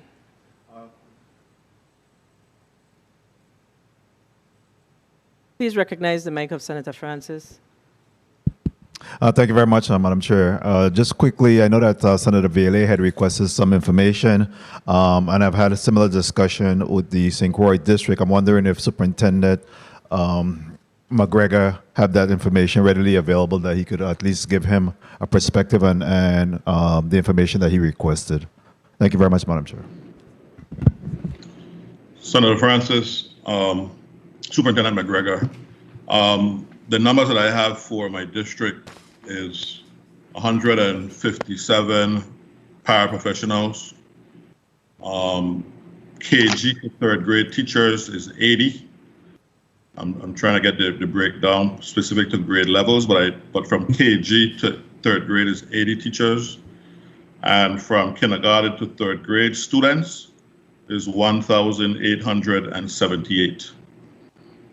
And Senator Francis, that's the last piece of the broken down data that we were waiting on, and that's why I didn't signal the chair to let her know that we have the data. We have everything else except the broken down. If you'd like for both districts one time, I can give you that, and then when the breakdown comes, we can share that. Thank you. Do you want me to report on the St. Thomas St. John School District? Yes, you may. In the St. Thomas St. John School District, we have 1,624 students in grades pre-K through third. We have 84 teachers in grades pre-K through third. We have 100 paraprofessionals. However, 42 of that 100 are special education assigned. So most of them are assigned to one student,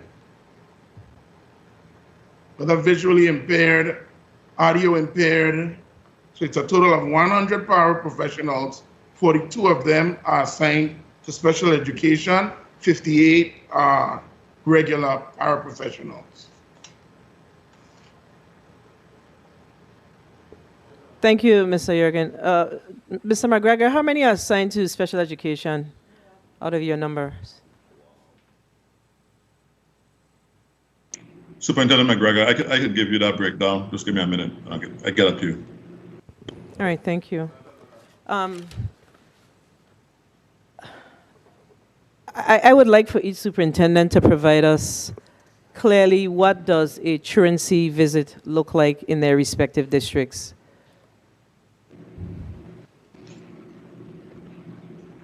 Senator Fred Gregory, I got the number for special education paraprofessionals. It's 45. 45? Okay, thank you. Who would like to begin? What does a truancy visit look like in your respective districts?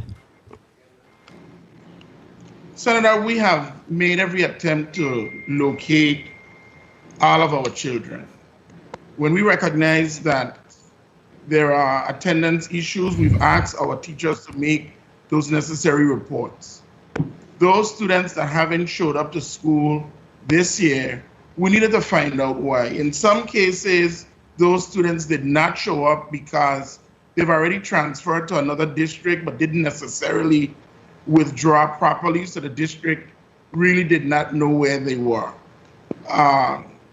What we've been doing is trying to locate those students that are seen as no-shows.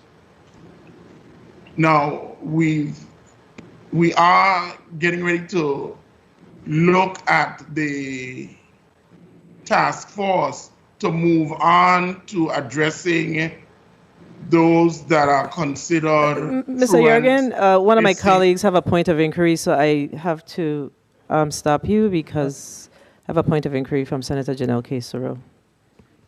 Okay. Please recognize Senator Sarah's mic.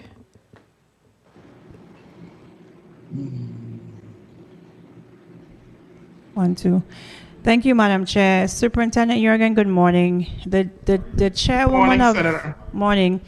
The chairwoman of the committee is asking you, what does that process look like? How many truant officers have you deployed? Who have you targeted? Have you targeted the elementary students? What does the process look like? The answers are so theoretical in nature, and you're not given a direct response. We know it's the hope of the Department of Education to to reclaim all of their students, but what does the process look like? This week, what is your benchmark? Of the 254 truant students, who have you targeted? Who do you have on a high school level? Who do you have attacking the ELL population? What does it look like? That is what I believe the chairwoman is asking you for, a definitive response. Okay, thank you, Senator. I just needed to explain one thing, and that is we haven't even gotten to the task force and the truant numbers yet. We're still on the no-shows list. But the process for that, we've put together, we assigned the students that were assigned to the no-show list. And what we are doing, we've put together a team of district individuals to include monitors, attendance counselors, guidance counselors, our student service director, along with members of the VIPD. And we're simply taking the addresses and showing up to the homes to be able to find out if the children that are listed as no-shows are in fact still in our district. So that's what we've been doing. Now, Mr. Jorgen, just a quick, we're in December. Today is December 11th. The marking period ended, we said November 5th, the first marking period. And we understand all the explanations, but in all of the explanations, and I'm not trying to be adversarial, but accountability is the word of the day today. And where you still don't have a plan, you're telling me, oh, we're trying and we have a no-show list and we have to get together all the people. And this is what the answer sounds like. You still have yet to outline the plan. What is the plan? That's all we're asking for, the plan. Mr. McGregor, do you have a plan? Senator Sarah, good morning. Senator Sarah, I want to first say that there's a systematic plan in place to address attendance issues. First of all, if a student is absent for 3 consecutive days, the teacher then makes a referral to the school's guidance counselor. The school's guidance counselor at that time makes the attempt to contact the parent to find out what is the issue surrounding the student not coming to school. If the school guidance counselor is not successful, or is it a repeat offender, it then goes to the school's attendance counselors. We have 5 in the district that work very closely with the schools to address absenteeism within our schools. So again, the attendance counselors, along with counselors, school administrators. I know school administrators that go into the community, that go into the neighborhoods, go knocking on doors. And then, of course, there's a referral made to Human Services so that Human Services could try again to intervene with some of the absenteeism of some of our students. Thank you, Mr. McGregor. Is that pre or post COVID? That is pre-COVID. That is COVID. Yeah. I mean, how many referrals have we made to the Department of Human Services? We can get that information. Dr. Jurgen, how many referrals have you made to the Department of Human Services? I can get those numbers for you, Senator. Yeah, we would like to get them before the meeting ends. So these are important numbers, and this is exactly why we're having this discussion today. We need a plan. We're not perfect, and of course, you know, the argument will always be that we are in unprecedented times, but I believe that is also important for us to really figure out how we are going to address the issues. And this is why we wanted to have this meeting, because usually one of the things that we found as of late is that when we have these meetings, that's when things get done. It's the fact. We've seen it over and over, not with Department of Education alone. It's just in general. It's been happening. Vendors are being paid as a result. I mean, just whatever issues brought up here, that's when action takes place. Senator Vele, you are acknowledged for your point of inquiry. Thank you so much, Madam Chair. Dr. Jurgen, there's no way in December you could be having a no-show conversation. No-show occurs in the first 2 weeks of school, and you deal with those numbers. So there's no way that you could still be having a no-show conversation now. Secondly, don't the attendance counselors have access to Power School? Yes, they do. So isn't their job to monitor attendance? So a teacher don't need to even send a complaint to the counselor because they have direct access where they're supposed to be monitoring student attendance on a daily basis. And they could populate a report that shows exactly how many days a student is absent and then begin to make the requisite phone calls. Isn't that the way it works? Senator, that is the way it works. Our attendance Okay, then we need to make sure that our attendance counselors are doing the job. So wherever those students are, the 250-something, whatever number, they should have a report to you as to how much times they call, whoever is assigned to the particular school, how much times they call that individual, what have been the next steps, have they called Human Services. The virtual world is different. We have students that are just not signing on, some lying to the parents. And I know that we have a lot of issues, but I am hoping that today it doesn't become a back and forth or adversarial, but we're able to come up with concrete solutions as to how we can move forward. And these high-end answers all the time, it just doesn't work. Get down to where you're actually touching the students. Oh, we have a this, we work in a no-show. If you're working a no-show, then your district ain't doing what it's supposed to do. Long and short. If you're still working a no-show now, something wrong with all the registrars. Mr. McGregor, you ain't working a no-show now, right? Senator? That's under the way. You're not still working on no-shows, right? No. Thank you. Thank you, Senator Vele. Yeah, you may respond, Dr. Jurgen. I just wanted to mention that we have the same timeline that we use as in pre-COVID. After 10 days, we start to work on our no-show list. The same procedures apply. But I find that in this virtual world, it's just what the senator has mentioned. Some students are just not logging on. And so the district is really just trying to do everything that we can to make sure that we find all of our students. Student attendance is an area of concern. It is an area of concern that we are working to address. And when you see that we have the task force, it's because many of these students are still not logging on, and we want to make sure that all of them are in school. Thank you, Mr. Jurgen. Let me ask you, when the school year begins and you have no shows, at what point is a student considered a dropout student? 45 days after. Okay, so that's pre or post COVID, because if we are having a discussion about no shows, are these no shows from the beginning of the marking period?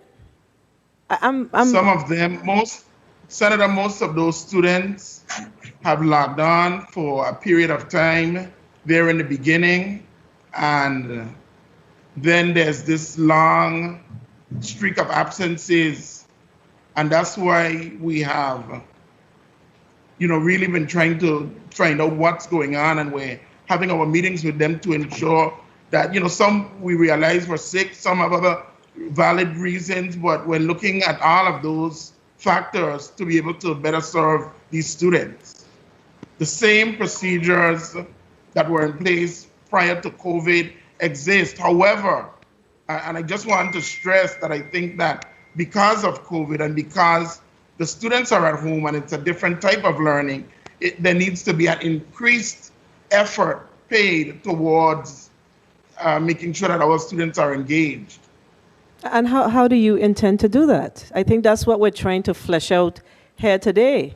I mean, you hit the nail on the head. The question is, how does the Department of Education intend to do that? And that should be coming, there should be that collaboration between the districts, the two districts, and the state.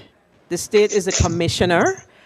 And we need to hear, we know the challenges. We have to keep it real here. So we live in a community where we have these types of challenges, of course. It's not your fault that students are not showing up. But the question is, how do we plan to address it in a meaningful way?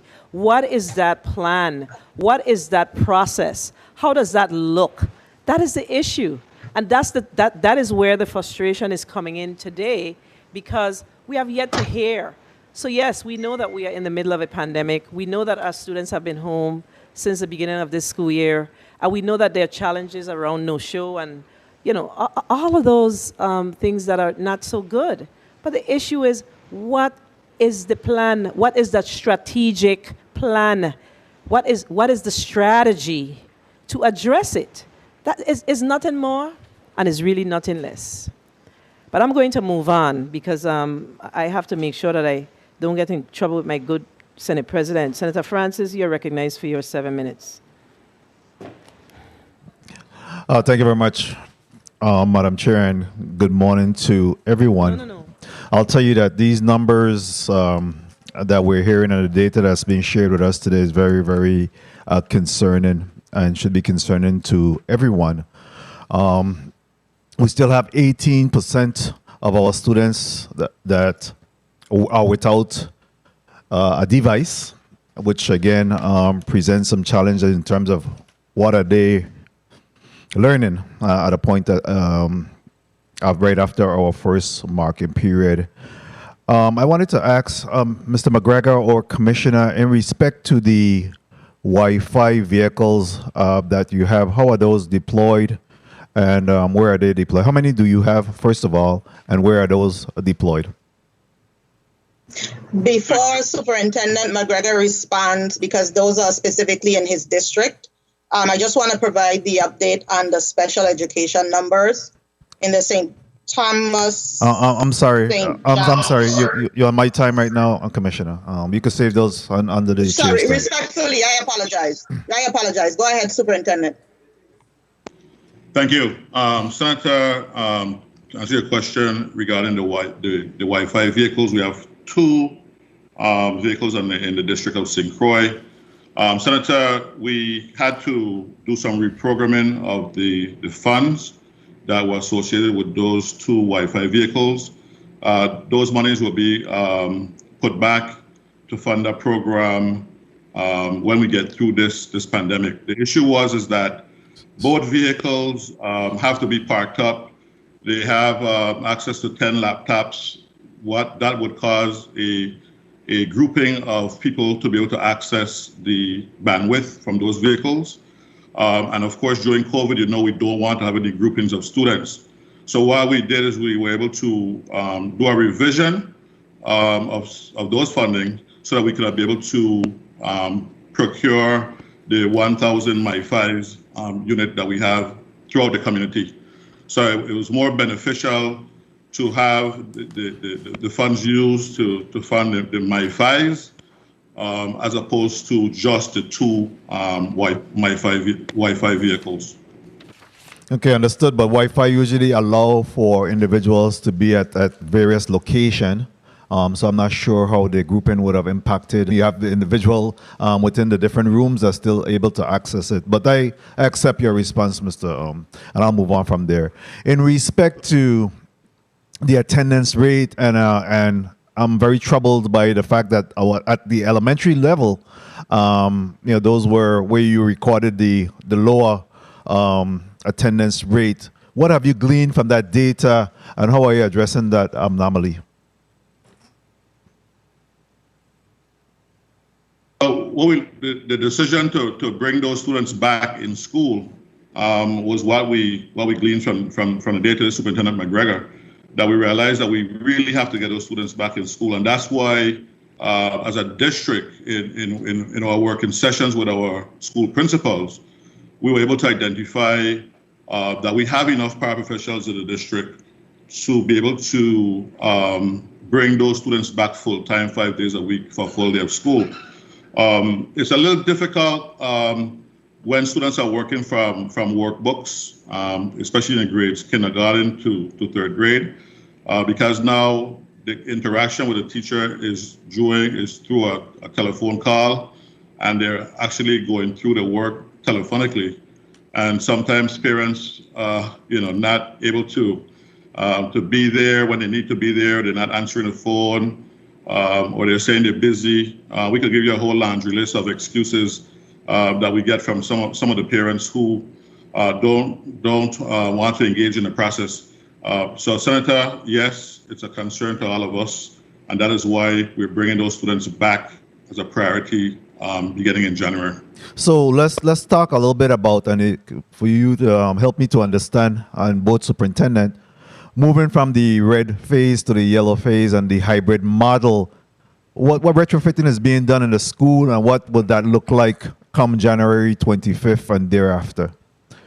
In terms of the classroom preparation, any plexiglass screens, how are we addressing that particular issue, except for the sanitization that I'm hearing that's happening on the Wednesday and then at the end of the week? What else is being done to retrofit our classrooms to assist with the hybrid?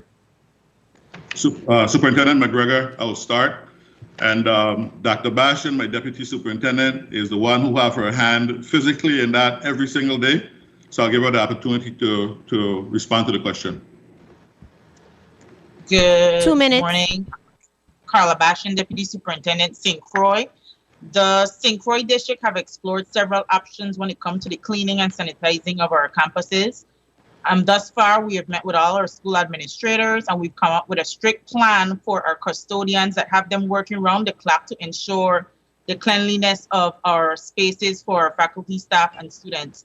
The district is currently in the process of procuring contracts that will deal with the deep cleaning and the sanitization of our facilities.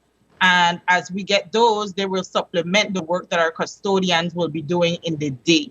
So any contracts that come into the district, we're looking for them to take place after the school day has ended, because we want to maximize every day and use every day as an instructional day to make sure we bridge the gaps that we lost with the virtual learning.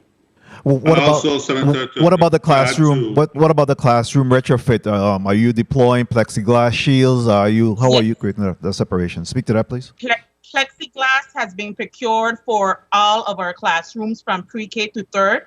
And for our teachers' desks, we have procured an L-shaped plexiglass bifold partition that would be placed on each teacher desk. St. Thomas, Dr. Jurgen? Ms. Powell can report for the St. Thomas Indian School District.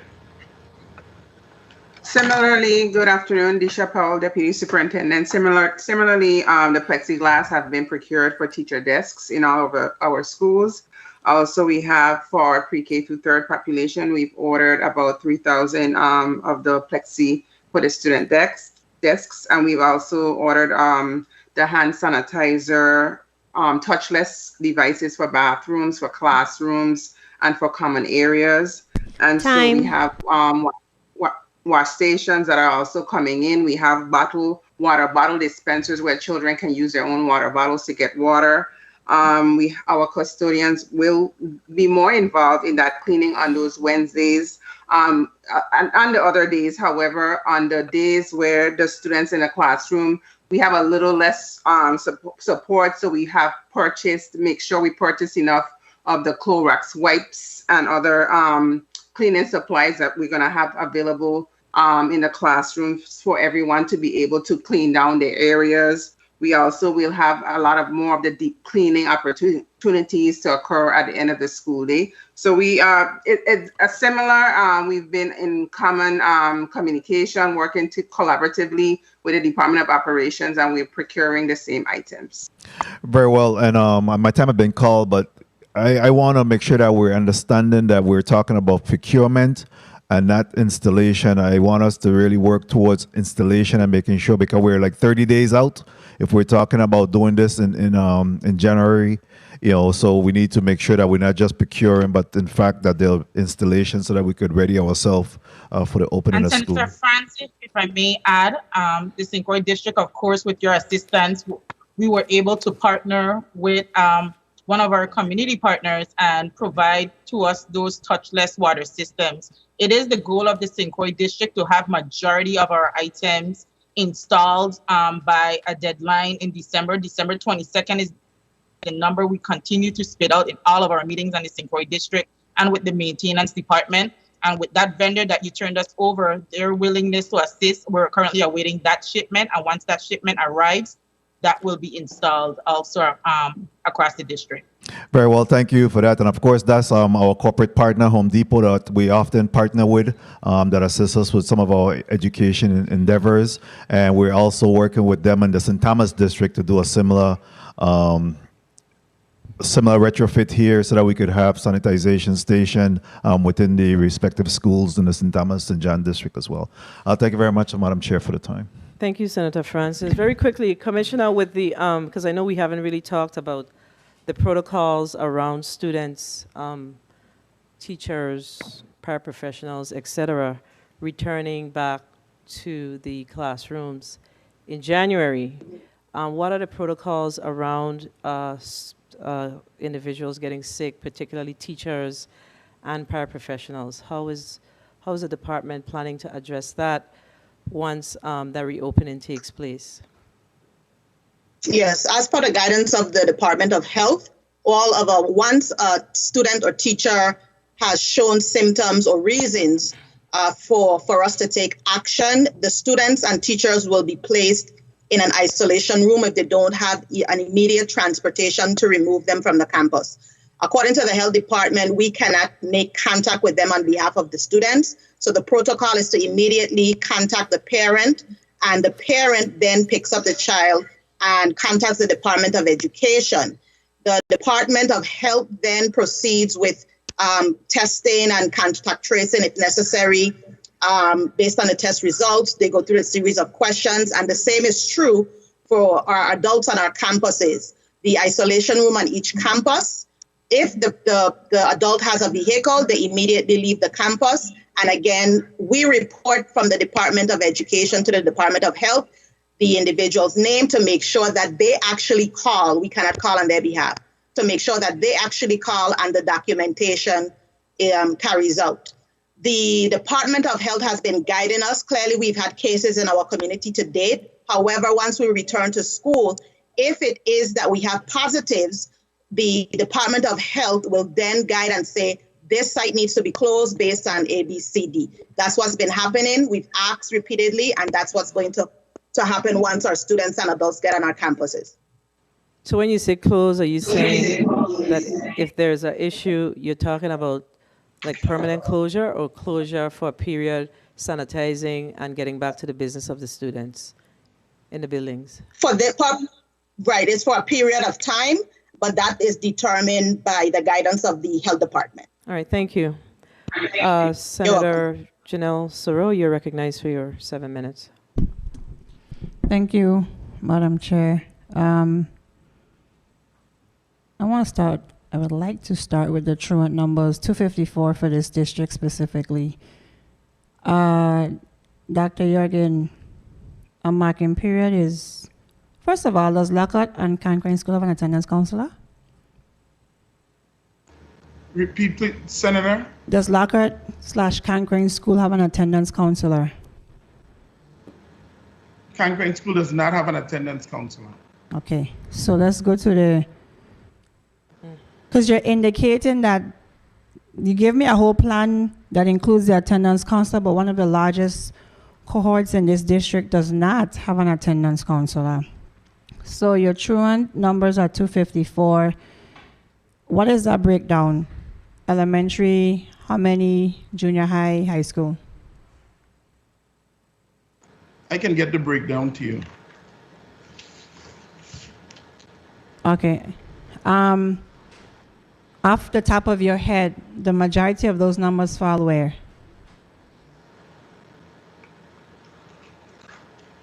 Between first and sixth and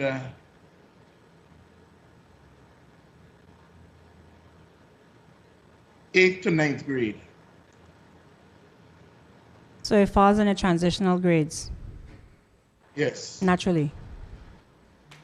Okay, so if the marking period is 45 days, and according to your definition of truant, based on your testimony, which is a student who has been absent for 20 days, that means these students have missed half the marking period. Not necessarily, because the 20 days may have also spilled over into second marking period. So your data combines.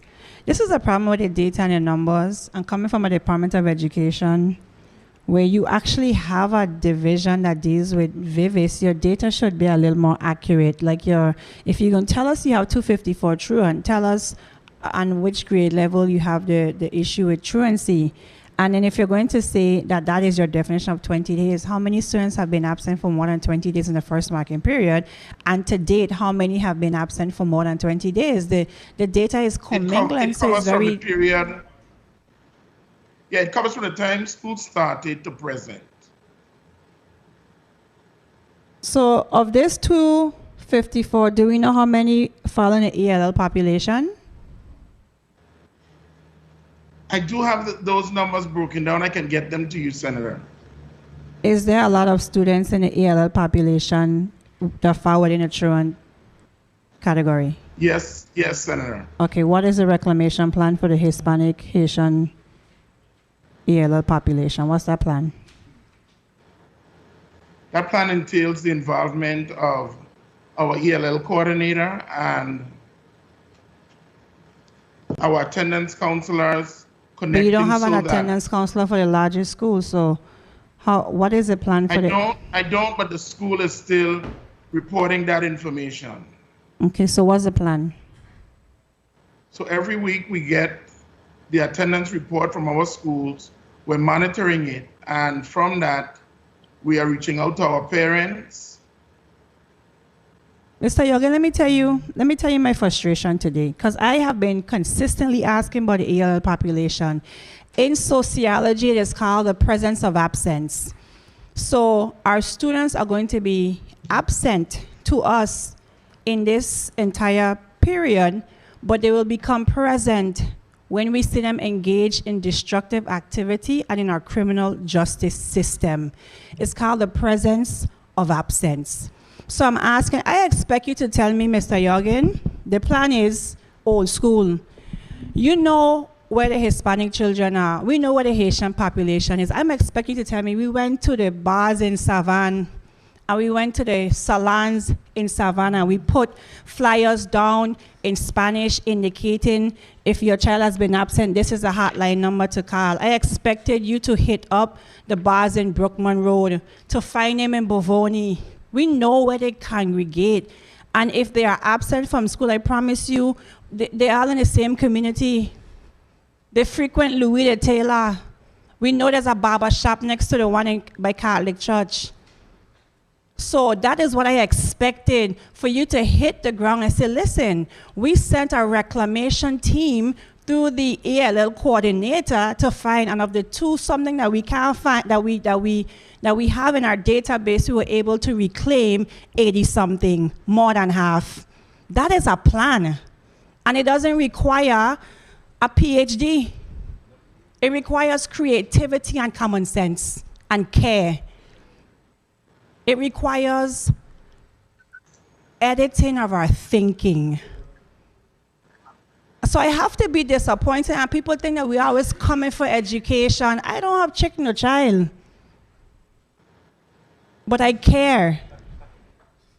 So I'm asking, and I have a lot of questions today, but that ELL population, I am expecting you, and I'm giving you the plan right now. Get your team together, find the people who are bilingual, and find the areas, because I promise you, when you hit one, you're going to hit 10. Because when I went to school with them, if you were a principal, they all hang out in the same area of the school together. They don't intermingle like that. You can find them. Moving on. How are we, the electives, music education, was the software purchased for the music education students?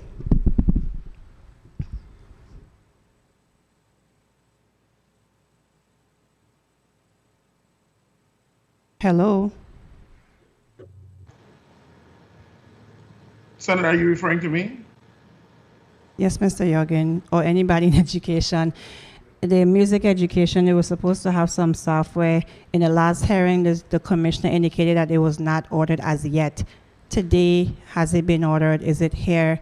Is it being used? We haven't received the software as yet, Senator. Okay.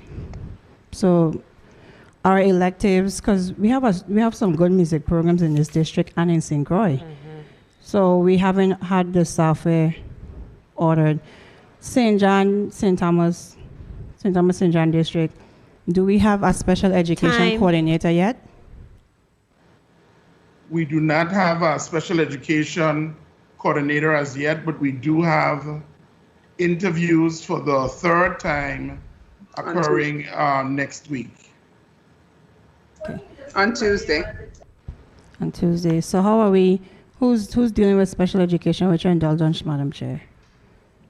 How are we, who's dealing with that plan? And not Ms. Griffith and St. Croix, this district. We have our supervisors, and also they report to Ms. Powell. Ms. Powell, okay. I just wanted to end on creativity. When you come down. Can I reiterate that he also said that we have three supervisors that have taken the lead as well, in conjunction with my support. Okay, and Madam Chair, I just wanted to add some creativity, and I know the governor has a cabinet meeting today or tomorrow, whenever, or yesterday, but the bottom of Main Street have an Enid Emba library that's been shuttered for years.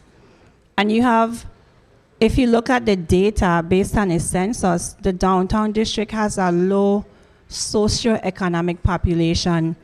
And if we took some of our money to retrofit the Enid Emba library, that's 3 stories high, and made it a virtual center where the students of Savannah, wherever, could wake up in the morning and report to a plexiglass cubby and engage in virtual learning. These are the things that we have to engage. Like, you talk about cross-curriculum within education. Departments have to have a little level of crossing. The Ina Emba Library is shuttered and not used, and in a time of need, buildings can't continue to be shuttered, but then you're indicating to me in this testimony that you don't have enough space, so they have to come to school for 2 days and 1 day and 2 days someplace else.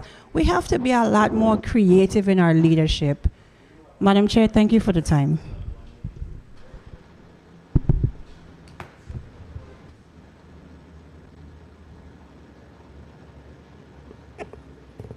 Thank you, Senator Saru.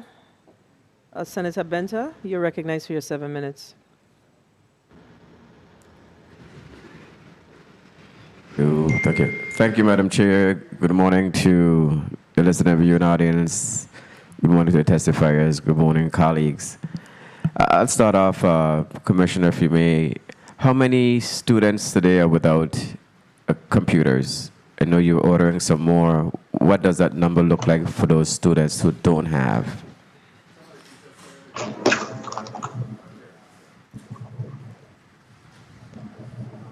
Senator Benta, good morning, Senator Benta. The 130 students in the St. Thomas St. John district at this point does not have laptops. Superintendent McGregor, I know your number changed and it's going to change. Can you update me on your number? Sure, Commissioner and Senator Benta.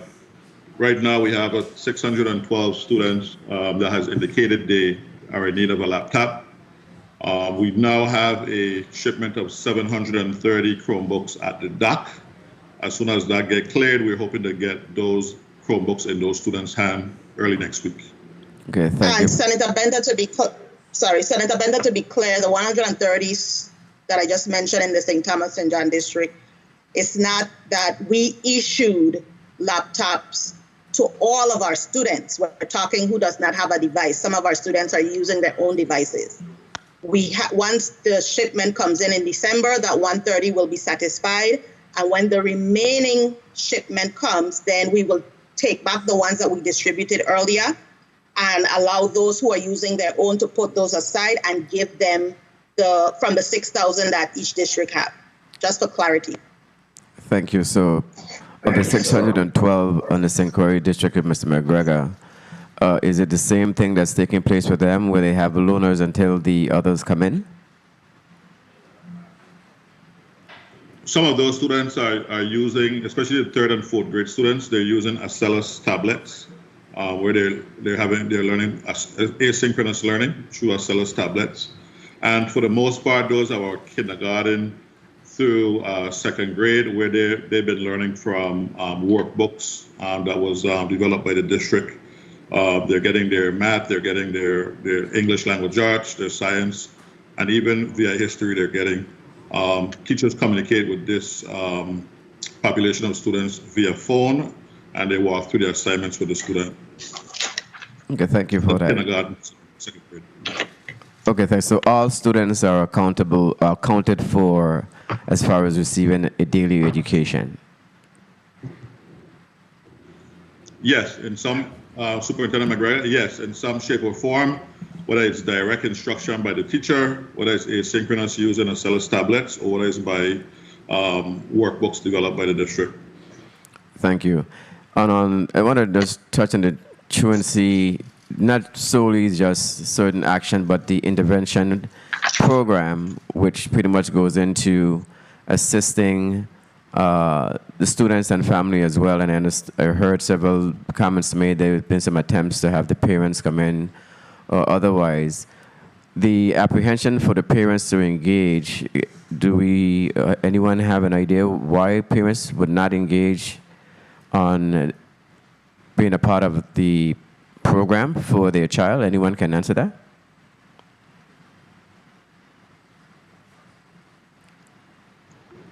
Senator, the reasons vary, but we understand it really is a difficult time now for parents. Many of them have to work, and so figuring out what they're going to do with their child. Some of them don't have, the support system to be able to care for children during the day. So all of those factors come into play.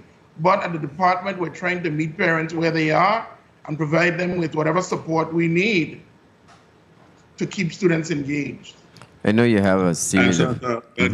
Yes, sir. Yeah, also to Tessa, I've been in the school system long enough to know that unfortunately there's small pockets of parents that when the child leaves home in the morning, the parent don't even see the child because they know the child go on the bus or the child get the breakfast in school. Some of the parents don't even see the children when they leave in the morning. So now to have, to wake up to now get involved in education and that's unfortunate and that is something that we need to address.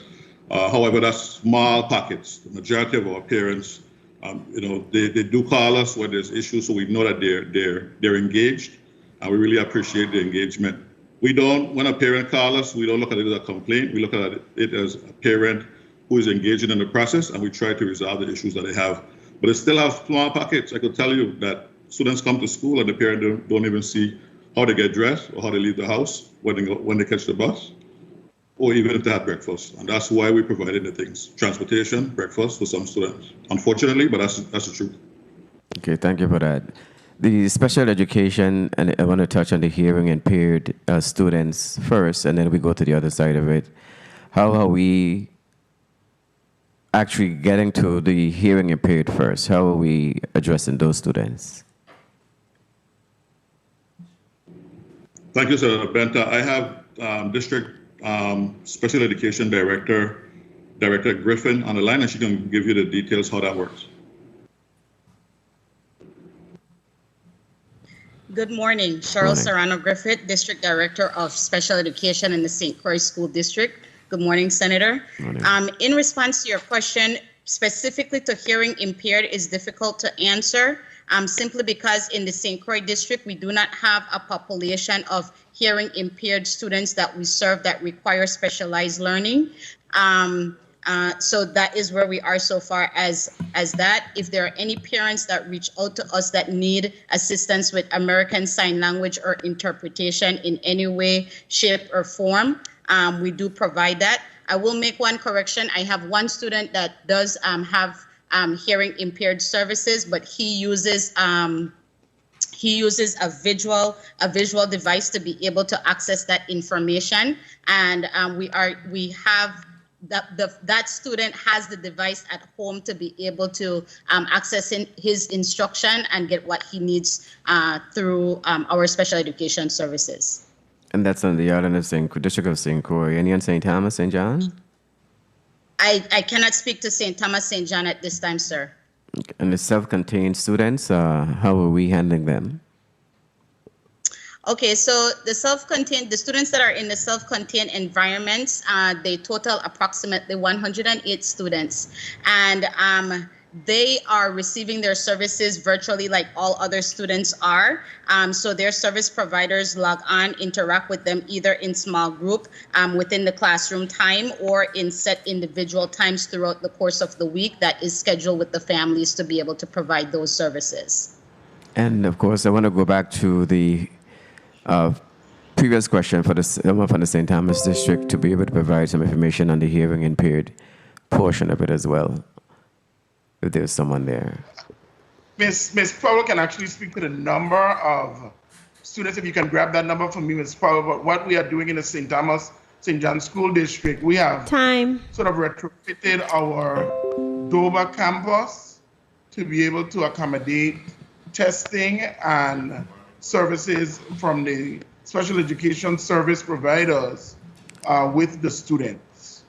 So the testing and the services that they offer can occur at the Leonard Dover campus, and we have outfitted that space with the proper plexi so that the service provider can interact with the student at that site via appointment. So those students are going somewhere to be addressed. That's what you're saying. There's someone assigned at St. Thomas and John where they go to a site rather than online. Yes, but most of it is still done virtually. However, for the testing to continue, we have outfitted our Dover campus to be able to accommodate students coming in based on the appointments that they set. Madam Chair, if I may. Good morning. Ms. Powell here. I just wanted you to know that we have 3 students that are hearing impaired in our district, and we have our a teacher that's assigned to work with those students who assist them with the instruction and works with their classroom teacher. And as Dr. Jurgen stated, the students are receiving the services virtually. Our students that needs evaluations are the ones that come into the building for testing.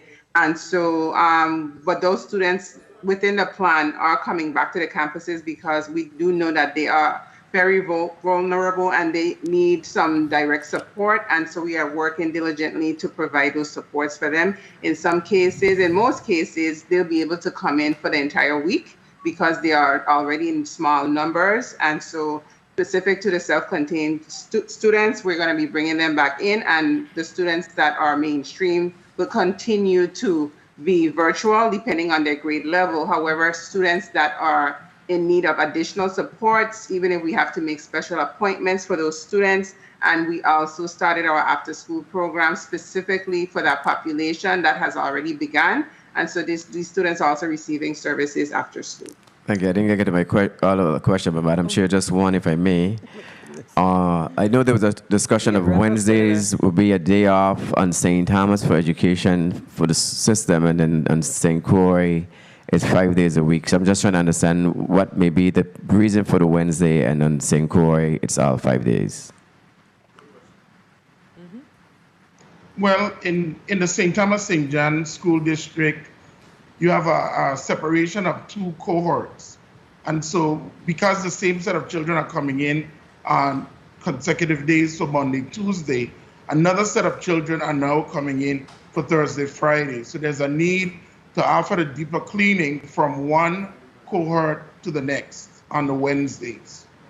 So St. Croix would not require the same for cleaning? Good morning, Senator Benta. As mentioned earlier, the St. Croix district will be taking the same cleaning approaches, just that we're utilizing our custodians throughout the day. And as we procure the contract for the nightly, daily cleanings, that's how it will occur in the St. Croix district. We're having the same cleaning done, we're just using a different approach. Thank you, Madam Chair. I don't want to violate the time, but thank you for your answers respectively as well. Thank you, Madam Chair. Thank you, Senator Benta. Senator James, you're recognized for your 7 minutes. Thank you, Madam Chair. Good morning to the people of the U.S. Virgin Islands. To Dr. Jurgen, that's what they call you, right? Yeah, so do you think that it's necessary moving forward that we have parents update the emergency contacts? And in addition to that, include more emergency contacts with this truancy issue that we are facing here?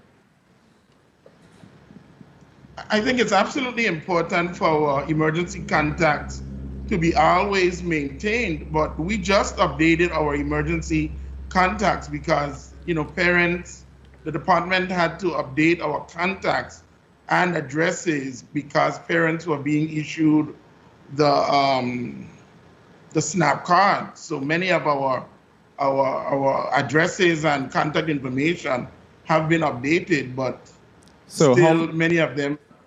So how many emergency contacts do you ask for each student? I think it's about 4. 4, and you're still having a hard time getting to the main source, which is the parent of the child? In some cases, the parent and all 4 of the emergency contacts, you can't reach a parent in some cases. And I'm assuming that email addresses are included as well? Email addresses are included. We do use email addresses as well. And if we know that a particular child is in a certain neighborhood, we know that we have our feeding stations out in the communities. And so our monitors are also out there looking for our students. Okay. On the Virgin Islands Department of Education website, I see that you have there a parent reopening of school survey, a teacher survey, and a student survey results. Can you speak to what is being done with these information that have been collected? The information that was collected, Senator, has been used in us designing our plans at various stages, especially at the beginning of the year when we were offering parents options. So we did use that information in our planning, and some of it is still very relevant. So I'm glad that you mentioned that, because on the Department of Education's website as well, there's a PDF document by name, a guidebook for the safe reopening of the USVI public schools virtually, and it was uploaded on August 19, 2020. So ever since this guidebook has been in place, I'm assuming that there have been some changes in the plan, and if so, can you speak to when it will be revised and when we can see an updated guidebook offered to the public? The guidebook, Senator, thank you so much, Commissioner Barry Benjamin. The guidebook will be uploaded for the second semester. We're still operating in the first semester, and so that plan that's currently there applies. It will not change until it's time to transition. Okay, thank you. Everything looks good on paper. In theory, based on what I'm seeing here, I'm just asking that you guys truly follow through with the plan. One thing that stood out for me is the part of the guidebook that speaks to support services. And it made mention of school counselors being trained to address the overall wellness of students. Ever since the implementation of this guidebook and uploading it on the website, how many training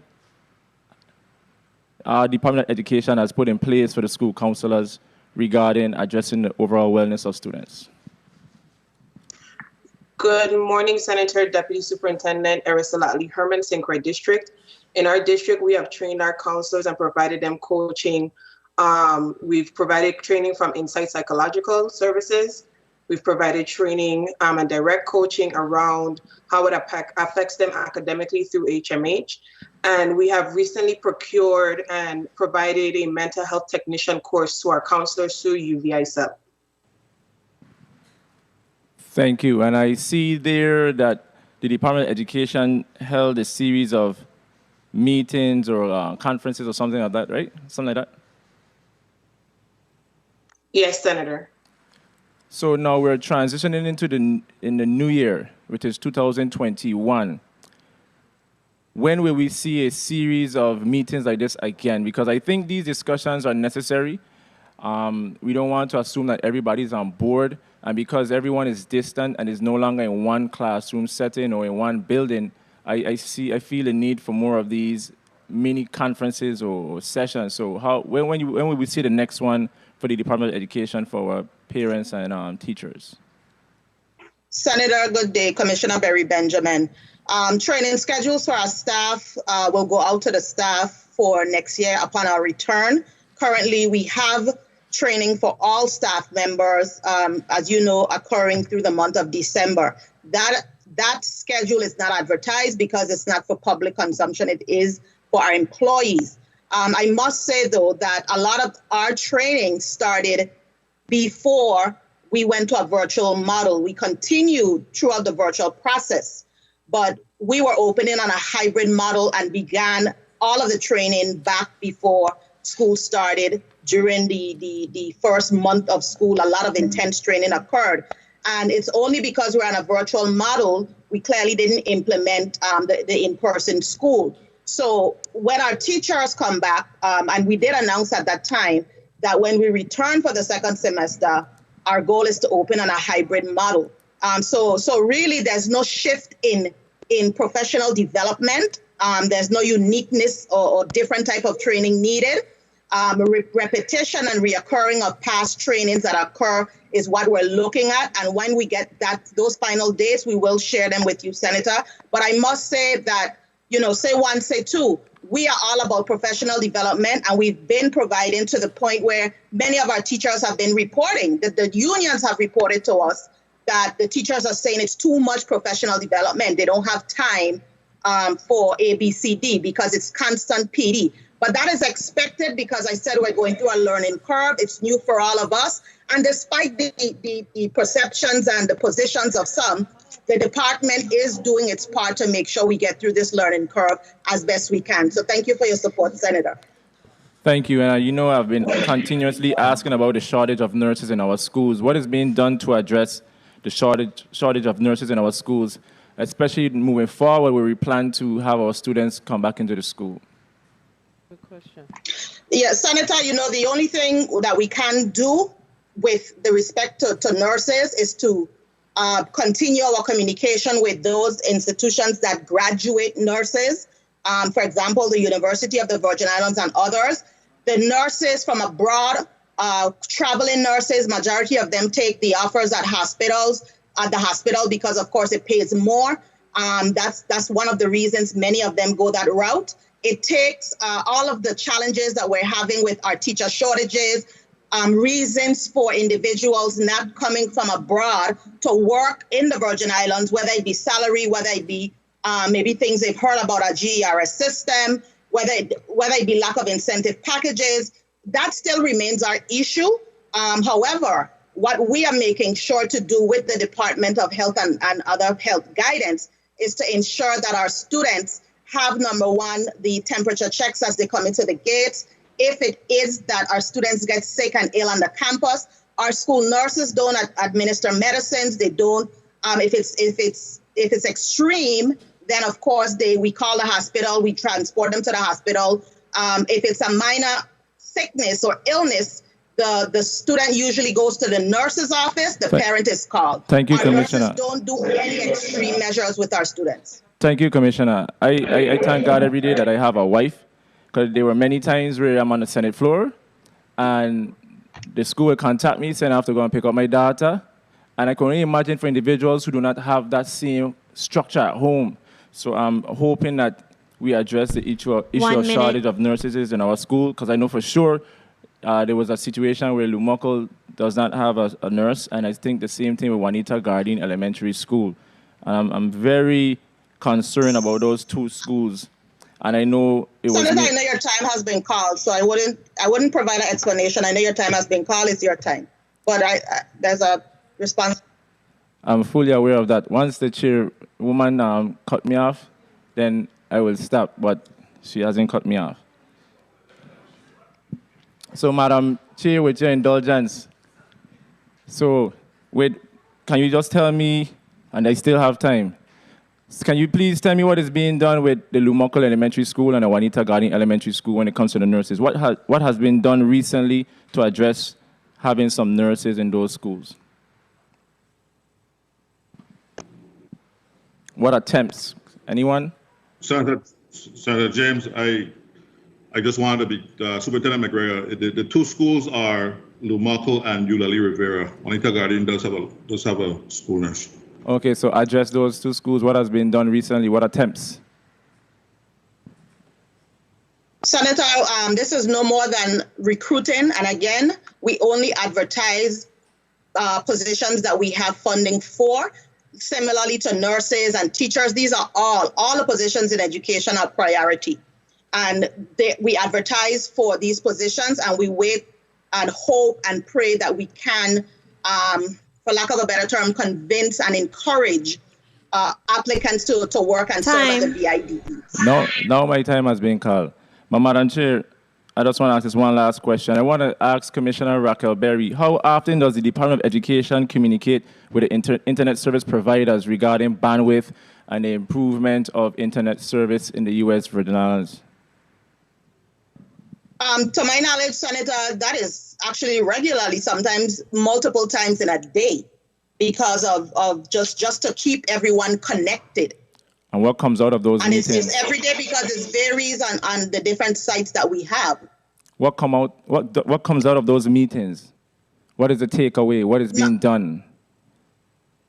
Senator, my director of communications, of tech IT would have to respond to the specifics with the meetings. But based on what you said, it sounds as if you're referring to formal meetings versus the everyday engagement for connectivity, to ensure connectivity keeps up up and running. Well, Commissioner And he's Berry, not on this call. Commissioner Berry, with all due respect, no matter what kind of meeting you want to call it, I just want to know the takeaways from the meetings, please. And you can answer that on the chair's time. Thank you. Senator, if you could restate your question more, so I could really understand the specific that you're asking.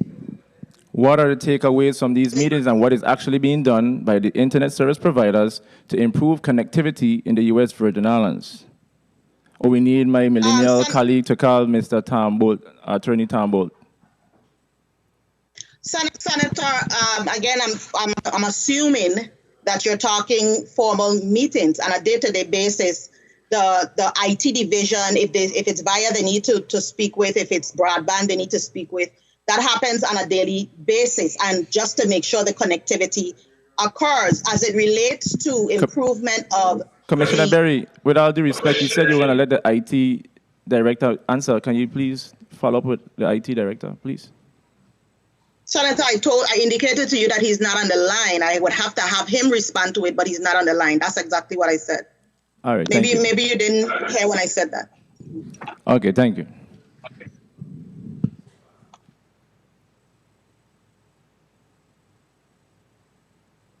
Thank you, Senator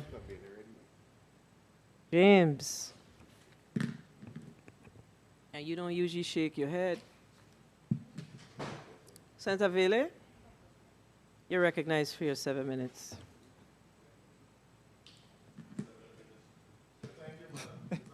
Please recognize Senator Vele's mic.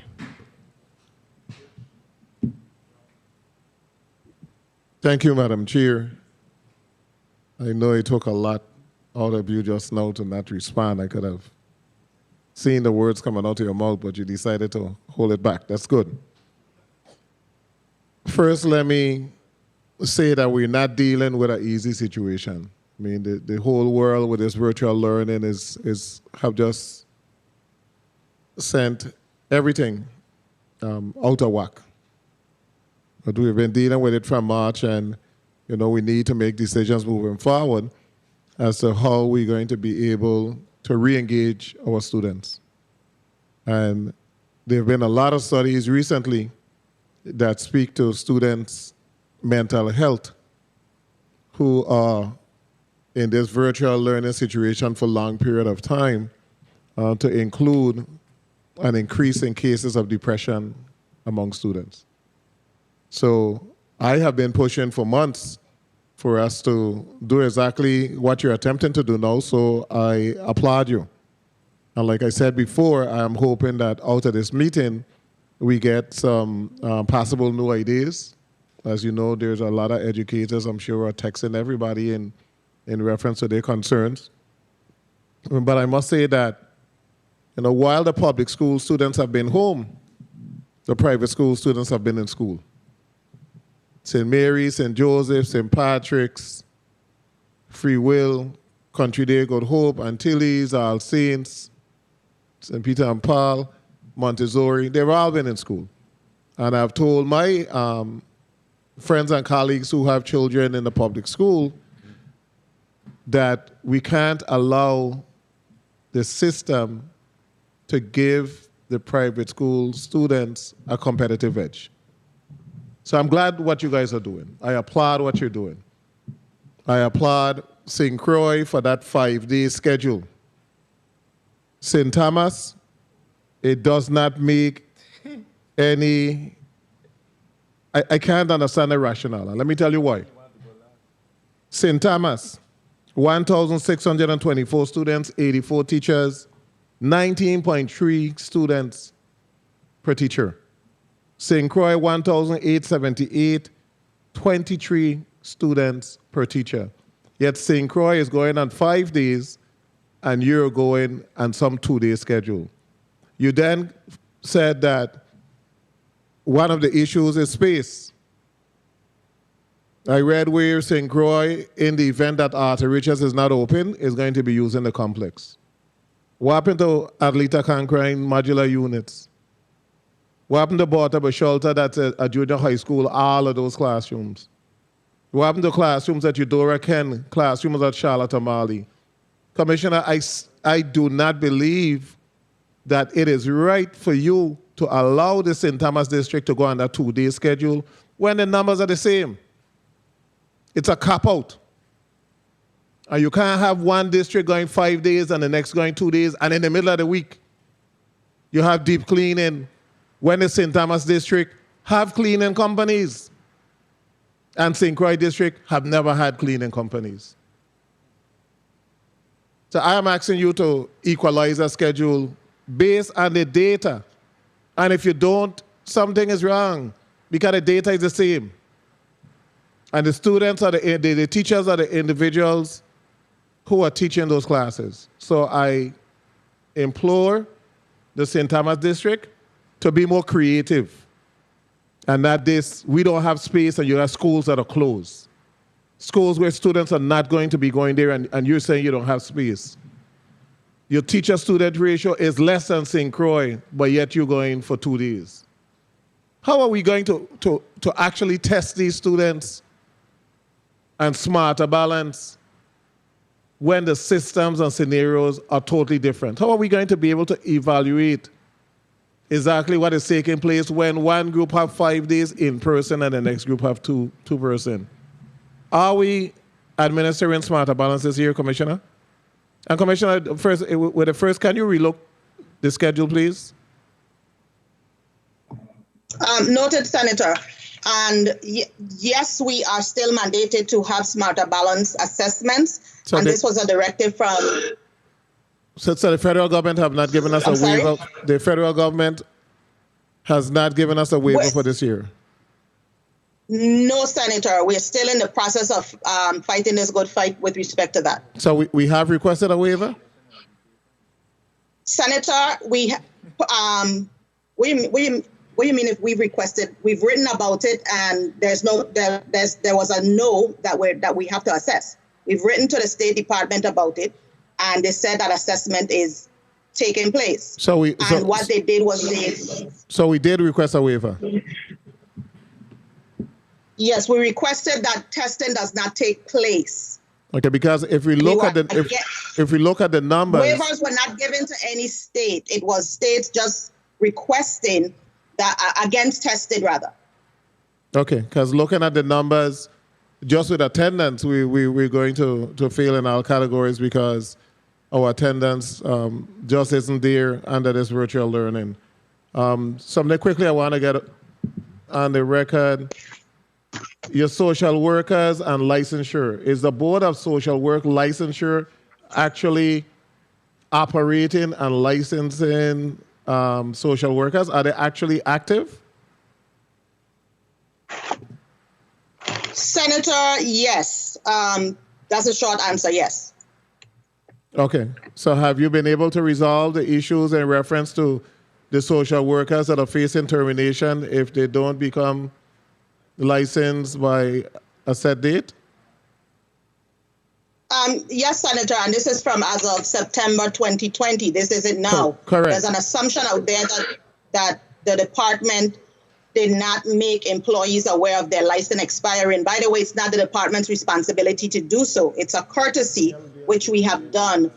But we did receive notification from the Department of Personnel back in September telling us that our employees will not be able to continue work unless they renew their license. And we followed suit and followed up with our employees since then.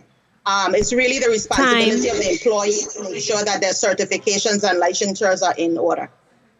Okay, and one more question. Grading, and Mr. Jurgen, did you hear my concerns in reference to your 2 days, 1 day off, then 2 days? I did hear your concerns, Senator, and I think you only spoke to physical space. So I don't know if what else you want me to speak to? The use of the paraprofessionals is a big part of that plan, Senator. How? It's not that we don't want our children in Tell me school how the use of paraprofessionals. Wait, you have 100 paraprofessionals. Tell me how a big part of the plan involves those 100 individuals. If you take out the 32, you're down to 68. You're telling me that every teacher needs a full-time paraprofessional every day? Is that what you're saying? Senator, the paraprofessionals are being used to split the class in half, and then the teacher remains with one half of the class and the paraprofessional remains with the other half. But the numbers are just not there to split the class in half. That does not mean that the plan is definitive. We'll continue to look at it from every angle, but I want to make it clear that I want our children in school and every day. every single class that you have need to be split in half. You don't have class with class load of 11, 12 students. No, Senator, not in K through third. Not in K through third. And if you look at a Chair, school like I would like to Sibley see School, you have Power Senator, School. let's I would just like to take see the Sibley School, for enrollment of students K to 12 through the district. I'd like to see that it enrollment. just doesn't even out to that 19.3 ratio. That's not exactly accurate. If you have a school, let's take one of our smaller schools, Sibley School. There are 2 paraprofessionals assigned to that school. 2. And you need to be creative if you need to send additional paraprofessionals there. We have COVID monies. If we need to hire additional paraprofessional, hire them. But do not come with the 2. Listen, there's so many students from UVI now who are creative and actually teaching the public school children and providing online learning on a regular basis from other locations. There's so many. There's so many creative options. To hire paraprofessionals. Dr. Jurgen, you always, Dr. Jurgen, hold up, this is my time. You always have an excuse. Every time you ask a question, you have an excuse as to why you can't be creative and produce at a certain level. A parent can't work 2 days a week. Parents have to stay home for the kinder to third. They can't work 2 days a week. And St. Croix, there will be some mental and some economic relief because we're assuming normalcy. That is when they are able to acquire all of the basic information necessary to be successful students. If you don't get it by 3rd grade, the rest of your educational life is gone. These children have been out of school for almost a year. If you count the hurricane, it's a year and a half going on 2 years. How are we going to develop these basic skills virtually for kindergarten students that sleeping sometimes, want to play, want to do all type of stuff? If Mr. McGregor could get it done, you could get it done. You could get it done, not the grading system I'm going to. You could get it done. But if the commissioner want to accept complacency from you, then that's up to you. That's up to the commissioner. The grading system. I'm going to finish now. Your time has been called, so just give it one last. Yes. 50% is participation. So if I turn on the computer every day, I'm halfway there. 50% participation. And we still have a number of incompletes. High school students that receive an incomplete, that's no credit. They got to take it over. And some of it ain't really the department fault. I expected the department to say, we calling parents and they're hanging up the phone. Parents are cursing our staff when we're telling them to get online. I expect for that cry to be out there for this community to take education seriously and for you guys to just tell the truth as to all the crap that's happening as to why parents ain't doing their part. Just tell the truth. You got a hole and a tie in your hands. Thank you. Thank you, Madam Chair. Thank you, Senator Vele, for your passionate plea for the children of the Virgin Islands and the passionate plea to get parents to get on board. Thank you. It's what we need. Senator Saru, you're recognized for your point of information. Thank you, Madam Chair. Just to go back to the social workers who received a letter from HR threatening their positions. We already know that social workers are already short-staffed. The Committee on Rules and Judiciary met yesterday to move nominees for the Board of Licensure for Social Work. So they admitted that there's an issue right now with getting licenses through for social workers. So I wanted to put that, Madam Chair, you hear me over there? I wanted to put that information on the record that the board nominees were passed yesterday for the Board of social work. They lacked a quorum, they lacked members, they had trouble, they indicated that it was trouble issuing licenses. And I think if the Department of Education reached out and worked with the other agency, DLCA, in that whole licensure process, then that would have not resulted in a letter coming from HR threatening to fire the social workers, which are already short-staffed within the Department of Education. I wanted to put that on the record. Thank you.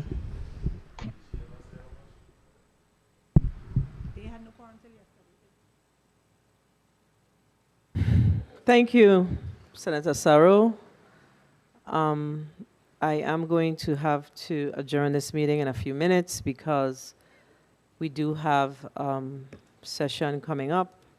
And of course, this could have all been avoided as far as us having to shut down our meeting, because unfortunately we had to subpoena the Department of Education leadership here in order to get the information as it relates to what's truly happening in the territory. But before we, and I know that my colleagues have a number of questions, but I am going to have to shut down the meeting. I really don't want to get in trouble with the Senate President. But let me just ask, because I know we asked for an update around the federal dollars. And in looking at the U.S. Department of Education website around the CARES Act in particular, we saw that the Department of Education received some $19.9 million, and the Office of the Governor received some $6.2 million. And this is all around the U.S. Department of Education.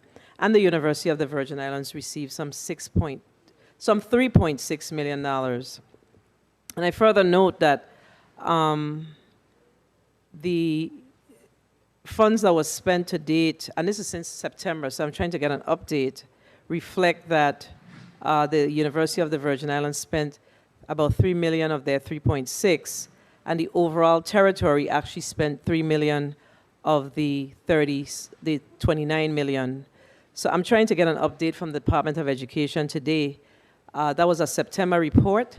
What's the status of what was spent? And I'm not asking for what is obligated, what has been spent to date. Because I note in the report you spoke about obligations, but we're trying to get what has been truly drawn down from the federal government to date around the CARES Act stabilization funds. Good afternoon, Senator. The amount that has been drawn to date for the CARES funds is $1,798,408.43. And what are the plans to, so is it that and what is obligated in total?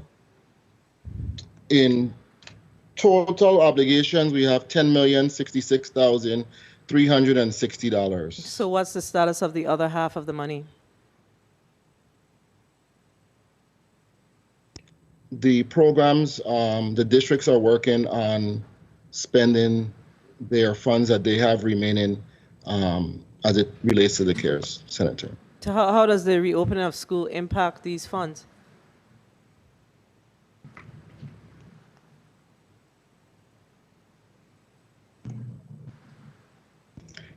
Districts, please provide an update with the remainder of your funds to spend and the equipment and supplies that are being used to reopen schools.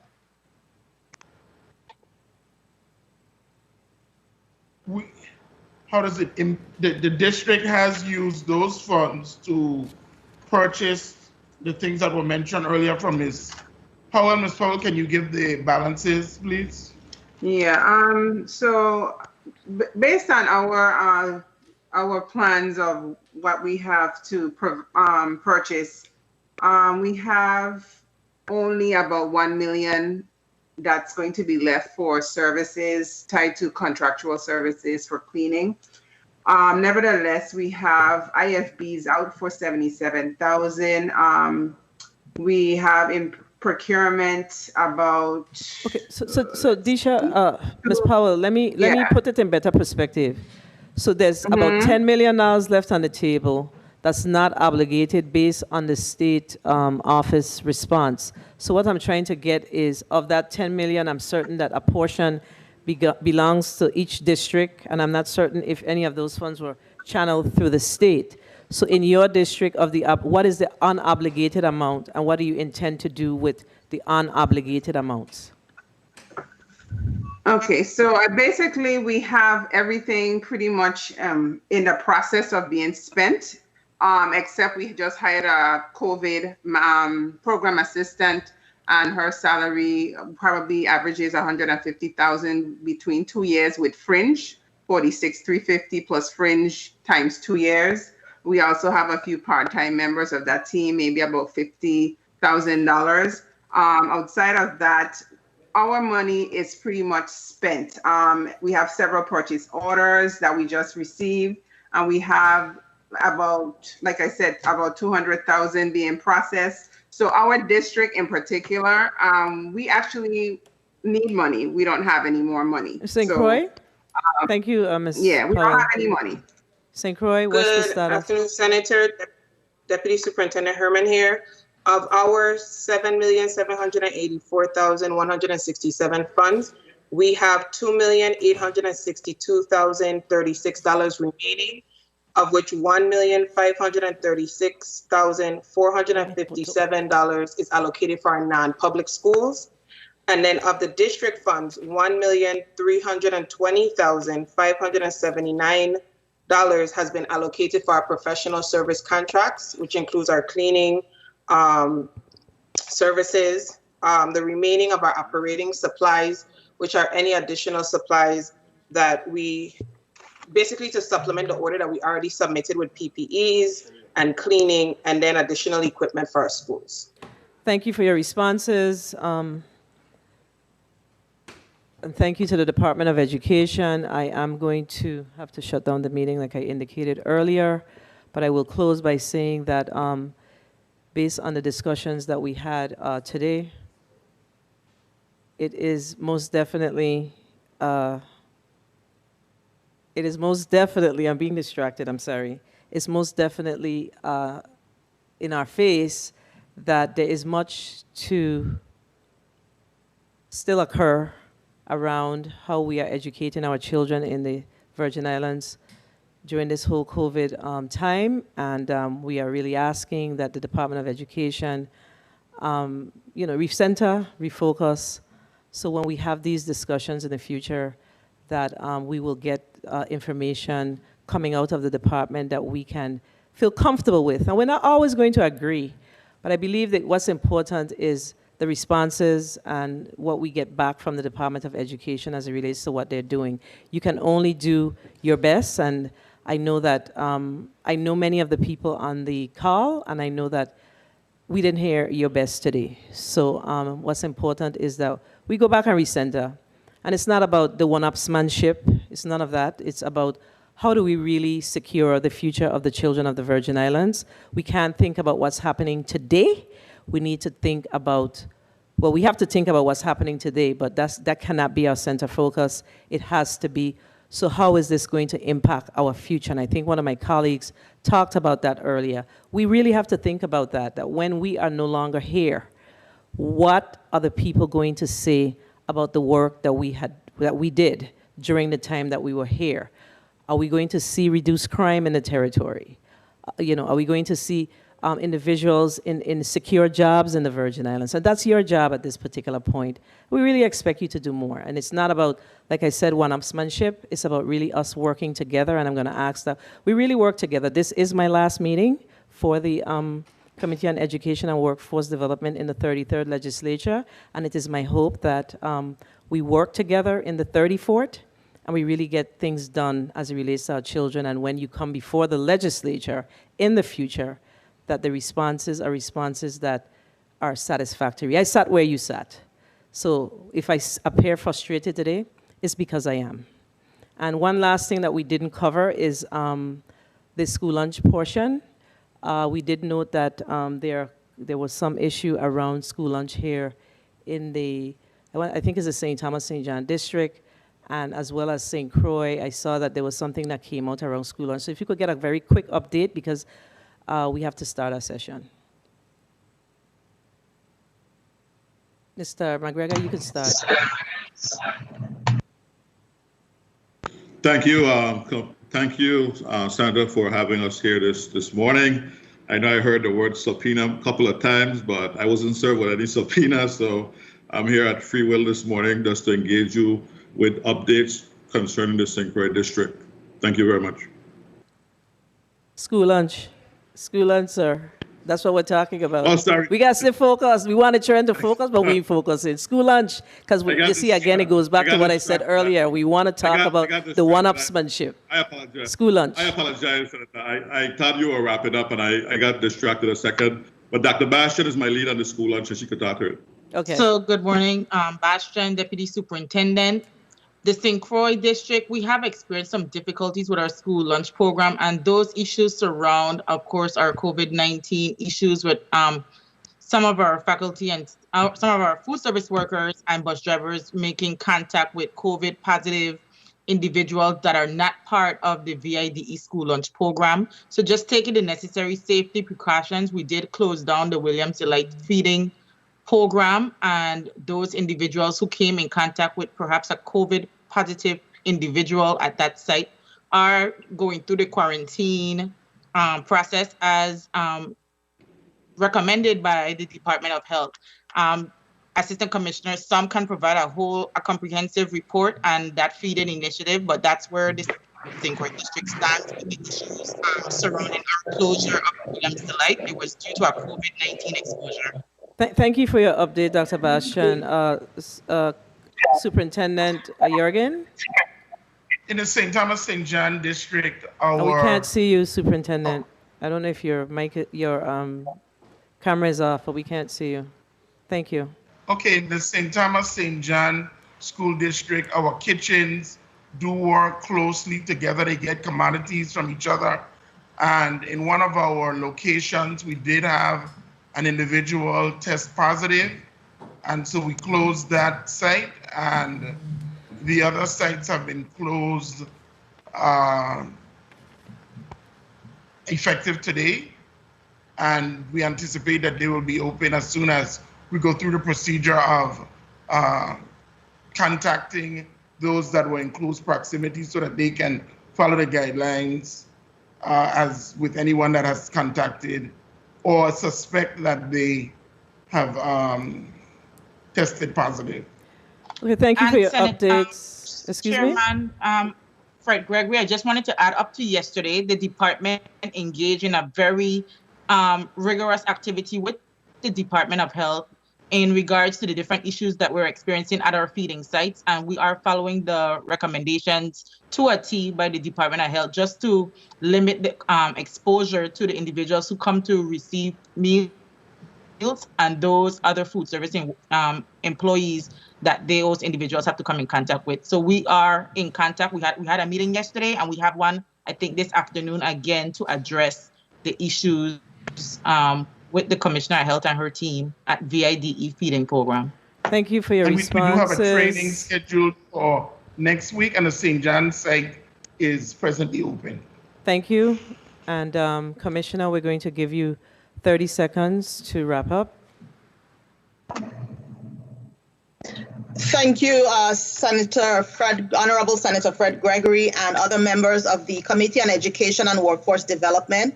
Thank you for having us here today. VIDE team, thank you very much. Yes, I was subpoenaed. Mr. McGregor, you may not have been. I thank you for the laughter. I was subpoenaed, but what I would say is I asked for collaboration from this body. I too look forward for the 34th legislature and partnering similar to you, Honorable Senator Fred Gregory. It's the only way out and the only way forward for all of us. Thank you very much. I do look forward to collaboration in the name of the children of the Virgin Islands. Thank you. Thank you, Commissioner, and I want to wish you well. And it is my fervent hope that the recommendations and the advice that was shared here today, that we take them into very serious consideration, because at the end of the day, I believe all of us want the same thing. Madam Clerk, do we have any through the chair requests?